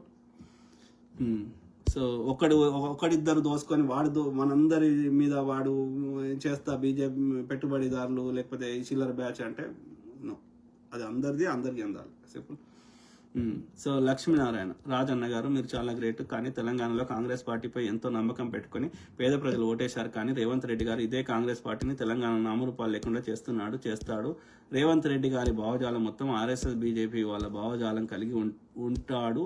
రాజన్న గారు, మీరు అవునన్నా కాదన్నా తెలంగాణలో కాంగ్రెస్ పార్టీ మీరు రేవంత్ రెడ్డి గారు బూస్తారు. అదే బ్రదర్, ఇప్పుడు ఆరోపణ అది. ఈ ఆరోపణలో ఎంతవరకు నిజం ఉంది? మీరు కూడా మిస్గైడెడ్ అయి ఉంటారు. ఇప్పుడు రేవంత్ రెడ్డి ఏం చేయగలుగుతాడు, ఏం చేస్తున్నాడు? మీరు ఒక్కటి చెప్పండి. రేవంత్ రెడ్డి ఏది ఒకవేళ ఏదైనా ఏమంటారు కొంతమంది ఎంపీలను గెలవడానికి ఏదైనా చిన్న ఏదైనా జరిగి ఉండొచ్చు. కానీ ఇప్పుడు ఆయన ఒక్కటి ఏమి నిర్ణయం తీసుకొని ఆయన ఇష్టమైనట్టు చేయడానికి ఉండదు కాంగ్రెస్లో. ఇది ఒక జాతీయ పార్టీ, కాంగ్రెస్కి ఒక అధిష్టానం ఉంటుంది. ఆయన ఇష్టం ఉన్నట్టు చేయలేడు కూడా. ఒక చిన్న వ్యక్తిని తీసేసి తన అనుకూలమని పెట్టుకోవాలంటే కూడా సాధ్యం కాదు. అది మొన్ననే వయసు వచ్చింది కదా, రాహుల్ గాంధీని కలిసి వచ్చింది కదా, ప్రియాంక గాంధీని కలిసి వచ్చింది కదా. సో అట్లా అది కేవలం ప్రతిపక్షాలు ఏందంటే వీళ్ళ బాధ అంతా ఏంటంటే రేవంత్ రెడ్డి రాకముందు కూడా కాంగ్రెస్కి మంచి ఓట్లు వచ్చినాయి, 40%, 35 నుంచి 40% ఓట్లు వచ్చినాయి. కానీ ఈ బట్టి ఉత్తమ్ రెడ్డి నోరు లేక, రెండోది వాళ్ళ కేసీఆర్ ఇచ్చిన చిల్లరకి ఈయన ఒక 1000 కోట్లు ఆయనకు 1000 కోట్లు తీసుకొని కాంప్రమైజ్ కావడం వల్ల 2014లో ఆ పొన్నాలో కాంప్రమైజ్ అయ్యాడు. సో 18లో వచ్చేది కాంగ్రెస్, కానీ వీళ్ళిద్దరు కాంప్రమైజ్ కావడం వల్ల నాశనం అయిపోయింది అది బట్టి ఉత్తమ్ రెడ్డి. సో కాంగ్రెస్కి అన్నీ ఉన్నాయి కానీ గట్టి నోరు లేకపోవడం వల్ల 2018లో రాలేకపోయినాం. రేవంత్ రెడ్డి గారు వచ్చినాక ఆ 5% ఓట్లు కానీ ఆ ల్యాక్ ఆఫ్ వాయిస్ అనేది అది భర్తీ అయింది. ఇప్పుడు రేవంత్ రెడ్డిని తీసేస్తే కాంగ్రెస్ను మనం ఈ మిగతా వాళ్ళని కొనడం చంపేయడం పెద్ద విషయం కాదని వాళ్ళకి తెలుసు.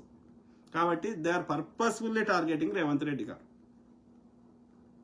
రేవంత్ రెడ్డిని తీసేస్తే మిగతా కాంగ్రెస్ ఎంత బలంగా ఉన్నా దాన్ని కొట్టేయడం పెద్ద విషయం కాదని బీజేపీకి తెలుసు, బీఆర్ఎస్ తెలుసు. అందుకనే ఆయన ఇబ్బంది పెట్టిర్రు, అందుకనే ఆయనకి ఓటుకు నోట్ అని చేసిర్రు, అందుకనే ఆయనకు 2 సార్లు జైల్లో పెట్టిండు కేటీఆర్.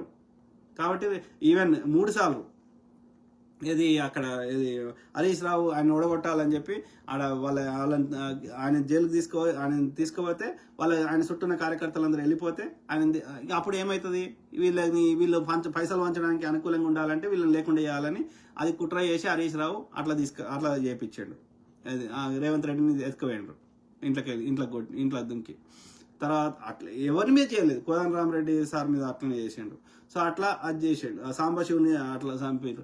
సో ఆ క్రమంలో నయీంని ఇవి చెప్పుకుంటూ వచ్చి చాలా ఉంది బీఆర్ఎస్ వాళ్ళ చెత్త. సో ఆ క్రమంలో రేవంత్ రెడ్డిని అప్పుడు చేసిండు, డ్రోన్ ఎగరేసిండని అప్పుడు లోపల పెట్టిండు. ఇవన్నీ మళ్ళీ రేవంత్ రెడ్డి ఇప్పుడు అధికారంలో ఉన్నాడు కాబట్టి ఇప్పుడు ఏమైనా చేస్తాడని వాళ్ళకి భయం ఉన్నది. రెండోది రేవంత్ రెడ్డి పక్క తొలగిస్తే కాంగ్రెస్లో ఇక అంత నోరున్నోడు లేడు కాబట్టి కాంగ్రెస్ని ఇక మిగతా కాంగ్రెస్ని ఎంత బలంగా ఉన్నా చంపేయచ్చు అని వాళ్ళ కుట్ర. అందుకని they are purposefully targeting Revanth Reddy గారు. నేను రేవంత్ రెడ్డి మంచోడు అని చెప్తలేను, రాజకీయాల్లో ఉన్నాడు, ఎంత మంచోడు ఉందామన్నా మంచోడు సర్వైవ్ కాలేడు. కాబట్టి సిచ్యువేషన్ తగ్గట్టుగా ఎవడు ఎట్లున్నాడో వాని తగ్గట్టుగా ఉండాల్సి వస్తుంది. ఆ యొక్క అన్ని ఈక్వేషన్స్ని మనము అధికారం రావడానికి గెలవడానికి వాడుకోవాల్సి వస్తుంది. ఏమంటారు, కానీ నాశనం చేయాలి, మొత్తం దోసుకోవాలి అది లేదు. 100 రూపాయలు 10 రూపాయలు తింటాడు, తినకపోతే వాడు సర్వైవ్ కాడు. కానీ బీఆర్ఎస్ అట్లా కాదు కదా, బీజేపీ అట్లా కాదు కదా. సో ఆ క్రమంలో వాళ్ళతో కంపేర్ చేస్తే రేవంత్ రెడ్డి 100 రెట్లు బెటర్. ఆయన చేస్తున్న చర్యలు కానీ తీసుకుంటున్న నిర్ణయాలు కానీ అవే మాట్లాడుతున్నాయి. రేవంత్ రెడ్డి ఇప్పుడు సన్న బియ్యం అయిపోతే ఆయన కొట్టినోడు వాడు రాహుల్ గాంధీ అడుగుతాడా? ప్రజలు ఇవ్వాలి, నువ్వు వాళ్ళు మాకు సన్న బియ్యం ఇయ్య అని అడిగిర్రా?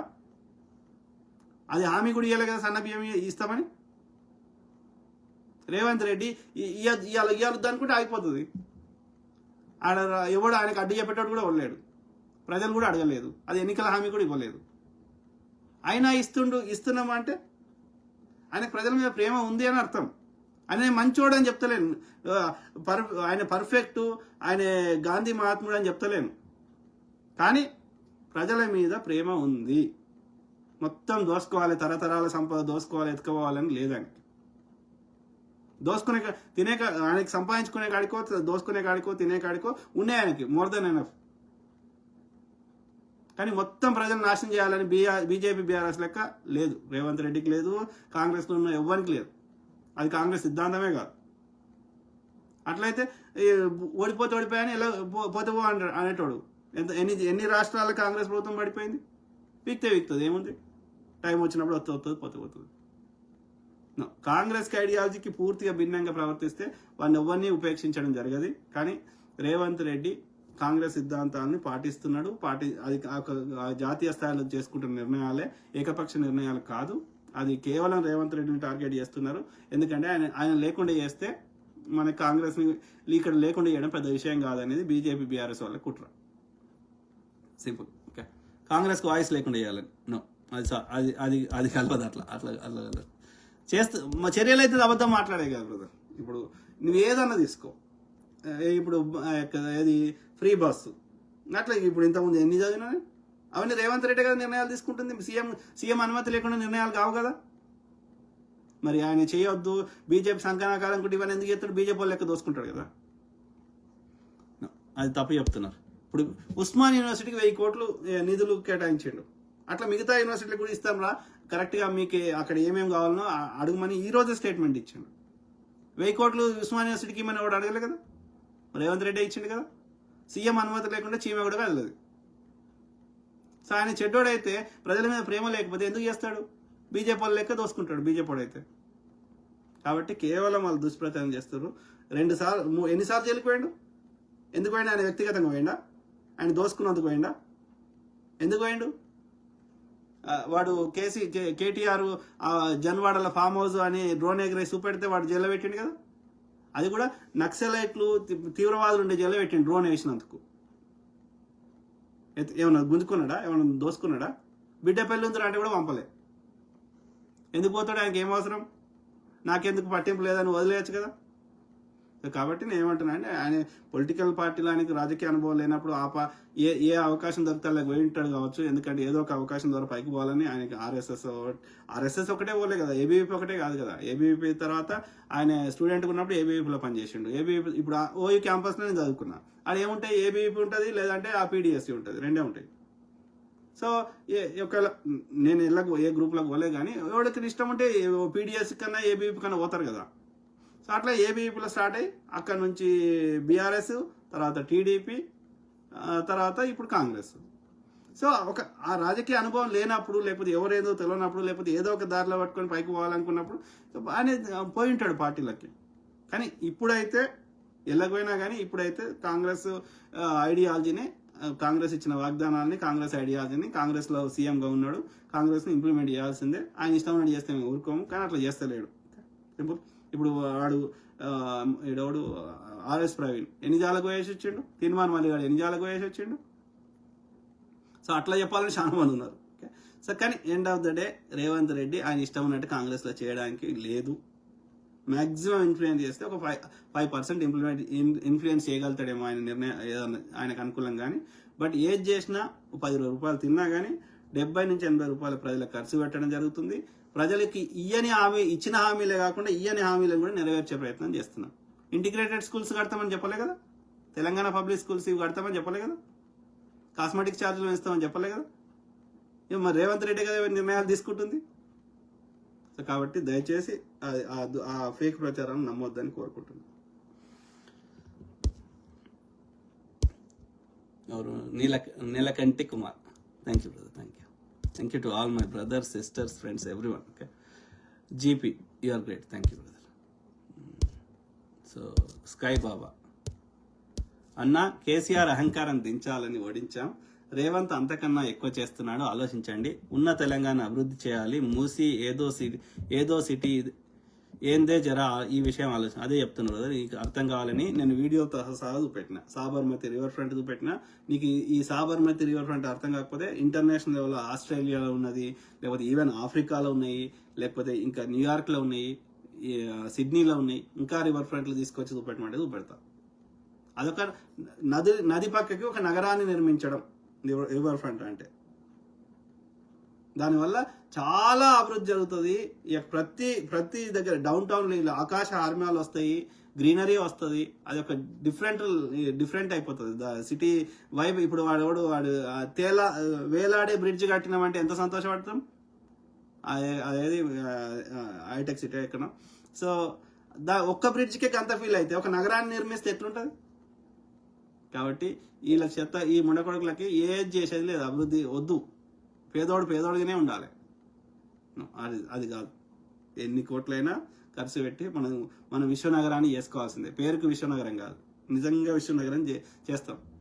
అట్లా అంటే ఇప్పుడు బేగంపేట విమానాశ్రయం ఉండగా మరి ఇది ఎందుకు విమానాశ్రయం? అప్పుడు ఈ విమానాశ్రయం ఊరవతల కడితే ఇక్కడ నుంచి అక్కడికి అసలు ఏమంటారు మొత్తం ఖాళీ జాగా ఉండేది. ఇవాళ ఉన్నదా? ఇలా ఎంత పెద్దగా అయింది హైదరాబాద్.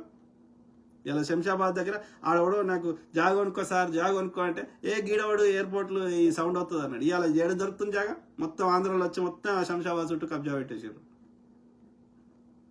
సో మరి ఆ ఎయిర్పోర్ట్ కట్టకపోతే కడితే ఎంత మారింది? ఔటర్ రింగ్ రోడ్ కట్టినప్పుడు ఇట్లే అన్నారు. సో టెంపరీ అట్లే అంటారు, కానీ తర్వాత వీళ్ళే అబ్బా ఎంత బాగుంది అని వీళ్ళే అంటారు. So don't get mislead brother sky Baba. ఇక నీకు బీజేపీ బీఆర్ఎస్ అందభక్తి ఉంటే నేను ఏం చేయలేం, కానీ మిమ్మల్ని మార్చలేం, కానీ మిమ్మల్ని ఇగ్నోర్ చేయడం తప్ప. అదర్వైజ్ ప్రజల ప్రతి రూపాయి సద్వినియోగం చేయడం జరుగుతుంది. ఉదయ్ కుమార్ ఎల్లిపే, వ్యక్తి ఆస్తిని ధ్వంసం చేస్తే ప్రభుత్వం ఏమి ఊరుకోదు, ధ్వంసం చేసిన వాడి మీద చర్యలు తీసుకుంటారు. అలాంటిది ప్రభుత్వం ఎందుకు ధ్వంసం చేసింది? ఖమ్మం ఇళ్ల స్థలాల ఇష్యూ. ఆ భూమి ఎవరిది, ఎవరి పేరు మీద ఉంది, ఎందుకు ఉంది? అది ప్రభుత్వ భూమి ఉంటే వాళ్ళు కాదు. ప్రభుత్వ భూమిలో నువ్వు ఇల్లు కట్టుకుంటే గుడిసె వేసుకుంటే అది నీదవుతుందా? గుడిసె నీదవుతుంది, ఇల్లు ఆ భూమి నీది కాదు కదా. తప్పు కదా, నువ్వు నేరం చేసినావు కదా, భూమిని కబ్జా పెట్టే ప్రయత్నం చేసినావు కదా అన్నప్పుడు చేస్తారు కదా, మరి తొలగించాలి కదా. ఇప్పుడు హైడ్రా ఉన్నది, హైడ్రా ఎన్ని జాగాల ఎన్ని కూలగొడుతున్నది? ఇల్లు నాది అంటే నువ్వు ఎందుకు కట్టినవాడా? అది నీ జాగా కాదు కదా. నేరం చేసినాక ఇంకా మళ్ళీ సమర్థించుకుంటానా ధ్వంసం చేస్తున్నట్టు అది నీది ఎందుకు అవుతుంది? బరాబర్ చేస్తారు. ఇప్పుడు హైడ్రా పేరు మీద ఇప్పుడు దాదాపు లక్షల కోట్ల వర్త్ మనము రికవర్ చేసినాం. ఎన్ని చెరువులు పునరుద్ధరిస్తున్నాం. మరి వాడు కబ్జా పెట్టి తీసుకుంటుంటే వాడు చేసిందే తప్పు. వాని వస్తువులు తెచ్చి వాని స్థలం గాంధారంలో పెట్టడమే తప్పు. ఇంకా వాడిని శిక్షించి జైలుకు పంపించాల్సింది, వానికి వాని దగ్గర పైసలు రికవర్ చేయాల్సింది. పోయి ఇన్ని రోజులు దాని మీద బతికినావు, ఇంకా వదిలేస్తే ఇంకా ఇది చేస్తావు. అది నీది కాదు, నీది ఎవడు గుంజుకుంటలేడు. అది ప్రభుత్వంది, అది ప్రజలందరిది. నువ్వు ఒక్కడిని గుంజుకుంటా అంటే అందరూ అడుగుతారు. అట్లా అందరు కబ్జా పెడతారు ప్రతి ఊర్లో. మరి వద్దాయిగా భూమి దేనికి వద్దాయిగా? ఎవరిని పడితే వాడు వాని పేరు రాసుకొనియా? పాఠశాలకు వద్దు, ఇండస్ట్రీకి వద్దు, రోడ్లకు వద్దు, అగ్రికల్చర్కి వద్దు, దేనికి వద్దా? ఎవరిని దోషింది వాడు కబ్జా పెట్టుకొనియా? చట్టవిరుద్ధంగా తప్పు చేసి మళ్ళీ నాది ఎందుకు గుంజుకుంటున్నావు అంటే ఎందుకు గుంజుకుంటారు? అట్లా గుంజుకోవాలంటే వీళ్ళు ఒక్కరిని ఎందుకు గుంజుకుంటారు? అందరు గుంజుకుంటారు. ఇక నిజంగా అరాచకం చేయాలంటే బీజేపీ పాలిత రాష్ట్రాల్లో బుల్డోజర్ పెట్టి అన్ని వానికి ఎవ్వడికి నచ్చకపోతే ప్రతిపక్షాలు అయ్యి, ముస్లింలు అయ్యి, లేకపోతే వాడిని నచ్చకపోతే వాడిని కూలగొడతారు. ఇల్లులు అయోధ్యలో ఎందుకు కూలగొట్టిర్రు? ఎవ్వడి పడితే వాళ్ళు కూలగొడితే ఇది చేసారు. సో కాబట్టి అట్లా చేస్తలేరు కదా, అరాచకం చేస్తలేరు కదా. అట్లా కూలగొట్టాలంటే అందరు కూలగొడతారు. అక్రమంగా కబ్జా పెట్టినయే కూలగొడుతున్నారు. సక్రమం వాటిని ఎవ్వరు కూలగొడతలేరు. ఒకవేళ ప్రభుత్వం ఏదైనా అవసరం ఉండి పెద్ద ప్రాజెక్ట్ కోసం సక్రమంగా ఉన్న వాటిని తీసుకుంటే వాళ్ళకి కాంపెన్సేషన్ ఇస్తారు, భూమి ఇస్తారు, వేరే దగ్గర వాళ్ళకి సిమిలర్ అవి చూపెడతారు. ఉట్టి చేతులతో పంపరు. అయినా సరే ఇది వివాదం చేశారు కాబట్టి, పేదవాళ్ళు కాబట్టి, వాళ్ళు తప్పు చేసినా, రైట్ చేసినా, కబ్జా పెట్టినా, ఇంకేం చేసినా మంత్రి గారు స్టేట్మెంట్ ఇచ్చిర్రు. ఆ పేదవాళ్ళకి, అర్హులైన పేదవాళ్ళకి తప్పకుండా వేరే దగ్గర పునరావాసం కల్పిస్తామని అదొక మానవత్వ కోణంతో చెప్పారు, వాళ్ళు తప్పు చేసినా కానీ అట్లా దాని అర్థము ఎవడొచ్చి అట్లా కబ్జా పెడితే వదిలేస్తాము, చూసుకుంటూ కూర్చుంటామంటే చేయం. అట్లా చేస్తే తప్పు అవుతుంది. అట్లా అందరు చేస్తారు. ఆలోచించు బ్రదర్ ఉదయ్ కుమార్. అందుకే అంటున్నా, జర్నలిజం అనేది ఒక పవిత్రమైన వృత్తి. ఎవడు పడితే వాడు జర్నలిస్ట్ అని తోక పెట్టుకొని ఒక ఛానల్ పెట్టుకొని ఎవడు పడితే వాడు రెచ్చగొట్టి ఏది పడితే వాడు చెప్తా, ఒక రీసెర్చ్ చేయకుండా, ఒక గ్రౌండ్ రిపోర్ట్ లేకుండా, ఒక డాక్యుమెంట్స్ లేకుండా, ఒక ఆర్టీఐ లేకుండా, దాని వాస్తవాలు చెప్పకుండా ఎవడు పడితే వాడు ఏది పడతా అని చెప్తా అంటే వీ నీడ్ టు రెగ్యులేట్. అట్లాంటప్పుడు we need to regulate. Only accreditation ఉన్న వాళ్ళు చేయాలి. వాళ్ళ అక్రిడేషన్ ఉన్న వాళ్ళు కూడా ఇది ప్రభుత్వం నుంచి అనుమతి పొందిన జర్నలిస్టు కూడా వాడు వాస్తవం డేటాతో చెప్పకుండా, ఫ్యాక్ట్ చెప్పకుండా వాడు ఏది పడితే అది చెప్తే వాని యొక్క పర్మిషన్ రద్దు చేయడం జరుగుతుంది. ఒకవేళ ప్రభుత్వం తప్పు చేసి వాని మీద కావాలని వాడు నిజం చెప్పినా కానీ వాని మీద చర్యలు తీసుకుంటే కోర్టులు ఉన్నాయి, ఆధారాలతో కోర్టుకు పోయి కొట్లాడవచ్చు. ప్రభుత్వం తప్పు చేస్తే ప్రభుత్వాన్ని కూడా కోర్టులు మందలిస్తాయి, శిక్షిస్తాయి. నిజంగా వాళ్ళు చెప్పేది వాస్తవం అయితే. కేవలం నేను దుష్ప్రచారం చేస్తా, ప్రభుత్వం మీద ఇబ్బంది పెడతా, ప్రభుత్వం ఏం మంచి పని చేయనియా, ఈ ప్రభుత్వం పోయి మాకు దోసుకునే ప్రభుత్వం, మాకు చిల్లరిచ్చే ప్రభుత్వం తెచ్చుకొని ప్రజల్ని ఇంకా నాశనం చేస్తామంటే ఎందుకు ఊరుకుంటాం? మీకు డేటా తోటి ఉంటే చూపెట్టు. ప్రభుత్వం కూడా ఇష్టం ఉన్నట్టు చేయలేదు కదా. అట్లా చేస్తే వీళ్ళు కోర్టు ఇప్పుడు నీది అనుకో జాగా, ఇప్పుడు ఆ పేదోళ్ళకి తీసుకుని ఆ పేదోళ్ళందరూ కలిసిపోయి ఒక అటార్నీని హైర్ చేసుకొని కోర్టులో, హైకోర్టులను, సుప్రీంకోర్టులను, లేకపోతే లోకల్ కోర్టులను కేసేస్తే ప్రభుత్వం ఏం చేయగలుగుతుంది? కోర్టు న్యాయవాది తీర్పిస్తే, జడ్జి తీర్పిస్తే ఎన్నిసార్లు ప్రభుత్వానికి మొట్టికాయలే? నిజంగా ప్రభుత్వం మీ ప్రైవేట్ భూమి తీసుకుంటే కేసేయండి. నువ్వు ప్రభుత్వ భూమిని లాక్కొని కబ్జా పెట్టుకొని మళ్ళీ నన్ను ఇది చేస్తున్నారు అంటే, నీకు నిజంగా ప్రభుత్వం తప్పు చేస్తే కేసీఐ రాకేష్ జర్నలిస్ట్, కేసీఐ మల్లిగా, కేసీఐ రఘు జర్నలిస్ట్, కోర్టులో కేసేయండి. నువ్వు వాళ్ళు గుడిసెలు వేయడం కరెక్ట్ అయితే కేసేయండి. అసలు కోర్టులు తీర్పు ఇచ్చినాకనే అప్పుడు కేసీఆర్ అయినా ఇప్పుడు ప్రభుత్వం అయినా వాళ్ళని ఖాళీ చేపిస్తుంది కోర్టు తీర్పు ప్రకారమే. ఎందుకంటే అది వాళ్ళ భూమి కాదు. మళ్ళీ ఎట్లా సమర్థిస్తారు? ఎందుకు సమర్థిస్తావు? తప్పు చేసిన వాళ్ళకి సమర్థిస్తారా? ఆలోచించండి ప్లీజ్. సాది మిత్రులారా, ఐ కీప్ టాకింగ్, మాట్లాడుతూనే ఉంటా. ప్రతి అంశం మీద అవగాహన చేస్తా, అట్లనే మీ తరఫున వాయిస్ ఇస్తా. ఇంకా లాస్ట్కి ఒక నేను ఉంటుంది, అది దాన్ని వెళ్తాను. లేవు ఎందుకంటే చాలా లేట్ అయిపోయింది కదా. నాకున్న వీళ్ళని బట్టి నేను వస్తున్నా, సారీ. బట్ సో అందరు బాగుండాలి, అందులో మనం ఉండాలి, వాస్తవాలు మాత్రమే చెప్తాను. ఓకే, తప్పు చేస్తే కాంగ్రెస్ని కూడా ప్రశ్నిద్దాం. ఓకే, నిష్పక్ష ఎండ్ ఆఫ్ ద డే మన పైసలు, మన రిసోర్సెస్ మనందరికీ యూజ్ కావాలి. మన ప్రాంతము, నా కొడుకుని బిడ్డని అమెరికాకి చూడ్డానికి పంపించాలి కానీ బతకడానికి పంపకూడదు. ఆ స్థాయికి మన ప్రాంతాన్ని డెవలప్ చేసుకోవడానికి కావాల్సిన మేధో సంపత్తి, న్యాచురల్ రిసోర్సెస్, మంచి వెదరు అన్నీ ఉన్నాయి. కాకపోతే చిత్తశుద్ధి లేదు నాయకులకు కానీ అధికారులకు కానీ. మన పైసలు వాళ్ళు దోసుకుంటారు. కాబట్టి దాన్ని తగ్గించే ప్రయత్నం చేద్దాం. మన శాయశక్తుల మన రిసోర్సెస్ మనకి సద్వినియోగం అయ్యేటట్టుగా మన దేశాన్ని అభివృద్ధి చెందిన దేశంలాగా చేసుకోవడానికి మన ప్రయత్నం మనం చేద్దాం.